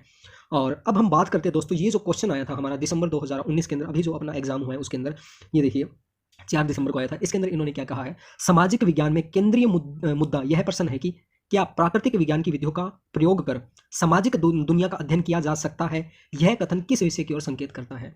अब आप बताइए दोस्तों क्या होगा इसका, अभी हमने पढ़ा है, अब यहाँ पे 4 ऑप्शन दे रखे हैं और यहाँ पे इंग्लिश हिंदी में भी मैंने ऑप्शन दे रखे हैं, तो आप बताइए क्या होगा। वैसे तो यहाँ पे आंसर लिखा हुआ है, आंसर नंबर 3 यानी कि ज्ञान मीमांसा, यानी कि इसका क्या होगा, एपिस्टेमोलॉजी होगा। लेकिन कैसे होगा ये आपको पता होना बहुत ज़्यादा जरूरी है। और मैंने आपको पीछे बताया था कि एपिस्टेमोलॉजी के अंदर क्या है कि सामाजिक दुनिया का हम अध्ययन करते हैं। मैं आपको दिखा देता हूँ ताकि आपको अच्छे से समझ में आ जाए। ये देखिए कहाँ है भैया, ये रहा, ये देखिए इसमें ये ना दुनिया को जानने के तरीके से संबंधित है, यहाँ पे ये चीज़ आप देख सकते हैं यहाँ पे। ठीक है, तो इस तरीके से हमें आंसर फाइंड आउट करने की कोशिश करनी होगी। और जो इन्होंने ऑप्शन दिए हुए थे कि आप देखिए, इसमें मैं दिखा देता हूँ ताकि आपको अच्छे से समझ में आ जाए। ये देखिए इसके अंदर जैसे ओंटोलॉजी है, ओंटोलॉजी के अंदर हमने क्या बात की थी कि क्या है क्या नहीं है, जो हमारे सामने प्रेजेंट है या प्रेजेंट नहीं है उसी को हम सच मानते हैं, तो ये ऑप्शन तो नहीं होगा। फिर है एक्जियोलॉजी, इसके अंदर क्या था, इसके अंदर हम देख लेते हैं क्या था, आपको अच्छे से समझ में आ जाए। ये देखिए इसके अंदर हम जो फीलिंग थी या फिर जो वैल्यू थी उनके बारे में हम बात कर रहे थे, क्या अच्छा है, क्या बुरा है, क्या नैतिक है, क्या अनैतिक है, ठीक है। तो ये जो दोनों ऑप्शन है, ये दोनों ऑप्शन कट हो गए और जो हमारा तीसरा ऑप्शन बचता है वो हमारा ज्ञान मीमांसा यानी कि एपिस्टेमोलॉजी बचता है। तो इस तरह से आप बिल्कुल आसानी से आंसर दे सकते हैं दोस्तों। तो मैं उम्मीद करता हूँ आपको सारी चीज़ें समझ में आ गई होगी। और दोस्तों अगर आपको हमारा पेड ग्रुप ज्वाइन करना है तो आप हमारा पेड ग्रुप ज्वाइन कर सकते हैं। उसके अंदर हम आपको बहुत अच्छे तरीके से स्टडी करवा रहे हैं, सभी 10 यूनिट के स्टडी नोट्स दे रहे हैं, लाइव मॉक टेस्ट दे रहे हैं। और दोस्तों उसमें सबसे खास बात यह है कि 2012 से लेकर दिसंबर 2019 तक जितने भी क्वेश्चन पेपर हैं वो हमने उसमें दिए हुए हैं। और रिसर्च के जो क्वेश्चन आ चुके हैं वो हमने अलग रखे हैं, टीचिंग के क्वेश्चन अलग है, कम्युनिकेशन के अलग है, इस तरीके से सभी क्वेश्चन हमने अलग कर रखे हैं। इससे हमें ये पता चल जाता है कि रिसर्च के अंदर ऐसे कौन से क्वेश्चन है जो बार बार रिपीट होते हैं, कम्युनिकेशन के अंदर कौन से जो रिपीट होते हैं। और इसके साथ साथ दोस्तों हम आपको पेपर सेकंड के सभी प्रीवियस ईयर क्वेश्चन पेपर देते हैं जून 2019 तक के विद आंसर की आपको मिलेंगे, ठीक है। तो दोस्तों अगर आप हमारा पेड ग्रुप ज्वाइन करना चाहते हैं तो वो भी ज्वाइन कर सकते हैं। उसके बारे में आपको क्या फीस देनी होगी और क्या क्या आपको मिलेगा उसकी पूरी जानकारी आपको हमारे व्हाट्सअप नंबर पर मिल जाएगी। व्हाट्सअप नंबर आपको यहाँ पे नीचे लिखा हुआ दिखाई दे जाएगा। तो दोस्तों आज हम रिसर्च एप्टीट्यूड में कुछ इंपॉर्टेंट क्वेश्चन और इंपॉर्टेंट टॉपिक के बारे में बात करने वाले हैं। दोस्तों वैसे तो हमने रिसर्च एप्टीट्यूड पूरा कंप्लीट करवा दिया है। दोस्तों मैं पूरे विश्वास के साथ कहता हूं कि अगर आप हमारी सभी वीडियोस देखते हैं रिसर्च एप्टीट्यूड की और नोट्स रीड करते हैं तो मैं पूरे विश्वास के साथ कहता हूं कि आपका रिसर्च एप्टीट्यूड में कोई भी कन्फ्यूजन नहीं रहेगा, रिसर्च एप्टीट्यूड आपका बिल्कुल अच्छे से कंप्लीट हो जाएगा। तो चलिए अब हम जानते हैं इसके अंदर कुछ इंपॉर्टेंट टॉपिक और इंपॉर्टेंट क्वेश्चन के बारे में। दोस्तों ये हमारा देखिए जैसे जून 2020 का एग्जाम है और इसके अंदर हम देखते हैं कि ऐसे कौन से क्वेश्चन हैं जो हमारे लिए इंपॉर्टेंट है और जो नए ऐड हुए हैं। अब ये देखिए दोस्तों जैसे ये हमारा मैं क्वेश्चन पेपर देख लेते हैं हम पहले कौन सा है। ये देखिए 20 जून 2019 का क्वेश्चन पेपर है ये। और इसके अंदर ये देखिए दोस्तों ये है टेरिटरी सोर्स ऑफ डेटा पूछ रहे हैं कौन सा है, तो ये हमें बताना है दोस्तों। और यहाँ पे एक और चीज़ जो इंपॉर्टेंट आती है दोस्तों यहाँ पे हमारे पास कि इससे पहले हमें 3 तरह की चीज़ें पता होना जरूरी है। देखिए जो इन्फॉर्मेशन सोर्स होता है रिसर्च के अंदर 3 तरह के होते हैं, एक होता है प्राइमरी सोर्स, एक होता है सेकेंडरी सोर्स और तीसरा जो होता है टेरिटरी सोर्स होता है दोस्तों। तो इन सभी के बारे में हमें पता होना चाहिए और इसमें से करीब 3 से 4 बार पहले भी क्वेश्चन आ चुके हैं। तो अब देखिए इन तीनों को समझने की कोशिश करते हैं ताकि हम अच्छे से क्वेश्चन का जवाब दे सकें। अब देखिए सबसे पहला आता है हमारे पास प्राइमरी सोर्स आता है। देखिए प्राइमरी जो सोर्स होता है वो हमारा वो सोर्स होता है जो जहाँ से हम बिल्कुल ओरिजिनल तरीके से डेटा इकट्ठा करते हैं। जैसे कि मान के चलते हैं कि हम सर्वे कर रहे हैं कहीं जाके तो वो हमारा ओरिजिनल डेटा है। और उसी तरीके से जब हम इंटरव्यू वगैरह लेते हैं या कहीं पे जाके फोटोग्राफी करते हैं या फिर कुछ एक्सपेरिमेंट करते हैं तो वो सभी क्या है कि वो हमारे प्राइमरी सोर्स है डेटा इन्फॉर्मेशन के, ठीक है। क्योंकि देखिए जैसे हम रिसर्च करते हैं तो रिसर्च में हमारे लिए डेटा होना बहुत ज़्यादा जरूरी है और डेटा इकट्ठा करने के लिए अलग अलग तरीके अपनाते हैं। तो इसमें जो प्राइमरी सोर्स है जहाँ से हमारे पास इन्फॉर्मेशन आती है वो है बिल्कुल डायरेक्टली रूप से जो आती है, ठीक है। और उसके बाद है दोस्तों हमारे पास सेकेंडरी सोर्स। अब देखिए सेकेंडरी सोर्स के अंदर क्या होता है, इसके अंदर हम जैसे पहले से किसी ने बुक लिखी हुई है उसका हम डेटा लेते हैं, और या फिर पहले से किसी ने कुछ आर्टिकल लिखा है या फिर कुछ एक्सपेरिमेंट किया है और या फिर कोई भी ऐसी चीज़ जैसे फुटेज वगैरह होगी तो वहाँ से हम लेते हैं। यानी कि पहले से किसी ने रिसर्च करके है या किसी ने डेटा इकट्ठा कर रखा है या बुक लिख रखी है, वहाँ से जब हम इन्फॉर्मेशन लेते हैं तो उसे हम क्या कहते हैं, सेकेंडरी सोर्स कहते हैं, ठीक है। तो ये इसके अंदर थोड़ा डिफरेंस है। और आगे आता है दोस्तों हमारे पास टेरिटरी सोर्स। इसके अंदर क्या होता है दोस्तों, हम प्राइमरी और सेकेंडरी दोनों तरह के डेटा का यूज़ किया जाता है। और इसके अंदर जैसे एग्जांपल भी दे रखे हैं यहाँ पे आप देख सकते हैं कि इंसाइक्लोपीडिया हो गया, हैंडबुक हो गया और रेफरेंसेस जो होते हैं वो सारी चीज़ें इसके अंदर तीसरी तरह के सोर्स के अंदर आती है। और अब बात आती है दोस्तों इसके अंदर ये देखिए जैसे ये क्वेश्चन था ना हमारा territory source of data is, अब हमें बताना कि तीसरी तरह का जो डेटा सोर्स होता है वो कौन सा होता है। इसके अंदर जैसे इन्होंने आंसर दिया है आंसर नंबर 3, इसमें देखिए ये information drive from both primary and secondary source, ठीक है वही बात आ गई ना। यानी कि प्राइमरी और सेकेंडरी सोर्स से जो डेटा लिया जाता है उसे हम कहते हैं टेरिटरी सोर्स कहते हैं। तो मैं उम्मीद करता हूँ कि आपको ये जानकारी अच्छी लग रही होगी और अच्छे से क्वेश्चन समझ में आ रहा होगा। अब बात करते हैं दोस्तों अगला क्वेश्चन हमारा, ये देखिए ये क्वेश्चन है हमारा 21 जून 2019 मॉर्निंग शिफ्ट का है ये। इसके अंदर देखिए प्रतिभागी परीक्षण निम्नलिखित में से किसका अंश है। अब देखिए ये सबसे पहले हमारे लिए क्या जरूरी है, क्वेश्चन को समझना बहुत ज़्यादा जरूरी है। और अगर आपको कोई क्वेश्चन हिंदी में समझ में ना आए तो उसे इंग्लिश में पढ़ना हमारे लिए काफ़ी जरूरी है। अब इसे ये देख लेते हैं एक मिनट। यहाँ पे प्रतिभागी परीक्षण निम्नलिखित में से किसका अंश है, इसको हम इंग्लिश में देखते हैं ताकि आपको अच्छे से समझ में आ जाए यही क्वेश्चन। ये शायद यहाँ पे है, एक मिनट रुकिए दोस्तों। हाँ ये रहा, participant observation is part of, ये हमें बताना है। तो इसका जो आंसर है दोस्तों वो है डी, नरजातीय शोध। अब इंग्लिश में नरजातीय शोध को क्या कहते हैं, इथेनोग्राफिक रिसर्च कहते हैं।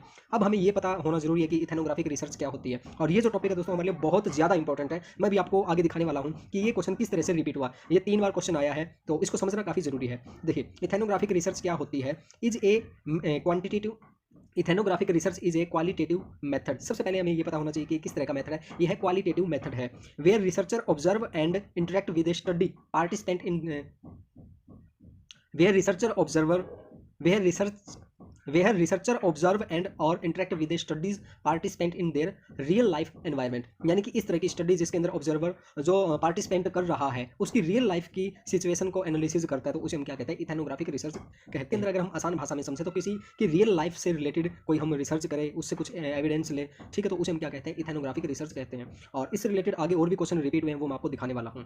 और यहाँ पे आप इंग्लिश में भी पढ़ सकते हैं, इसके अंदर participant observation is a part of, ये यहाँ पे आप आंसर देख लीजिए, इसका इथेनोग्राफिक रिसर्च दिया हुआ है।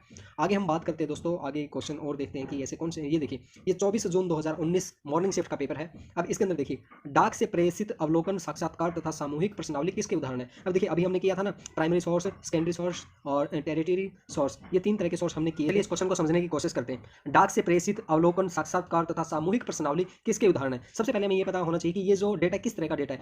अब देखिए इसके अंदर हम डायरेक्टली ले रहे हैं किसी से इन्फॉर्मेशन, साक्षात्कार है, किसी का इंटरव्यू ले रहे हैं तो डायरेक्टली उससे इन्फॉर्मेशन ले रहे हैं। तो हमने बताया था कि जहाँ पे हम डायरेक्टली रूप से इन्फॉर्मेशन ले तो उसे हम क्या कहते हैं, प्राथमिक सोर्स यानी कि प्राइमरी सोर्स ऑफ इन्फॉर्मेशन कहते हैं। तो इसका जो आंसर है, आंसर नंबर सी देखिए, प्राथमिक सोर्स यहाँ पे इसका आंसर आएगा। तो इस तरह से आप बिल्कुल आसानी से पता कर सकते हैं कि क्या आंसर आएगा और आप नेट और जेआरएफ क्वालिफाई कर सकते हैं। और मैं उम्मीद करता हूँ कि आपको हमारी वीडियो अच्छी लग रही है। तो दोस्तों अगर आपको हमारी वीडियो अच्छी लग रही है तो इस वीडियो को लाइक जरूर किया करें दोस्तों, और जो भी आपके विचार हैं अगर आपको अच्छी लग रही है तो आप हमें कमेंट बॉक्स के जरिए बताइए और हमारी वीडियो को ज़्यादा से ज़्यादा शेयर कीजिए और हमारे चैनल को जरूर सब्सक्राइब कीजिए दोस्तों। और आगे हम बात करते हैं दोस्तों, आगे ये क्वेश्चन है, ये हमारा ये हम देखते हैं कौन सी ईयर का, ये 24 जून का ही है, 2019 का ही है।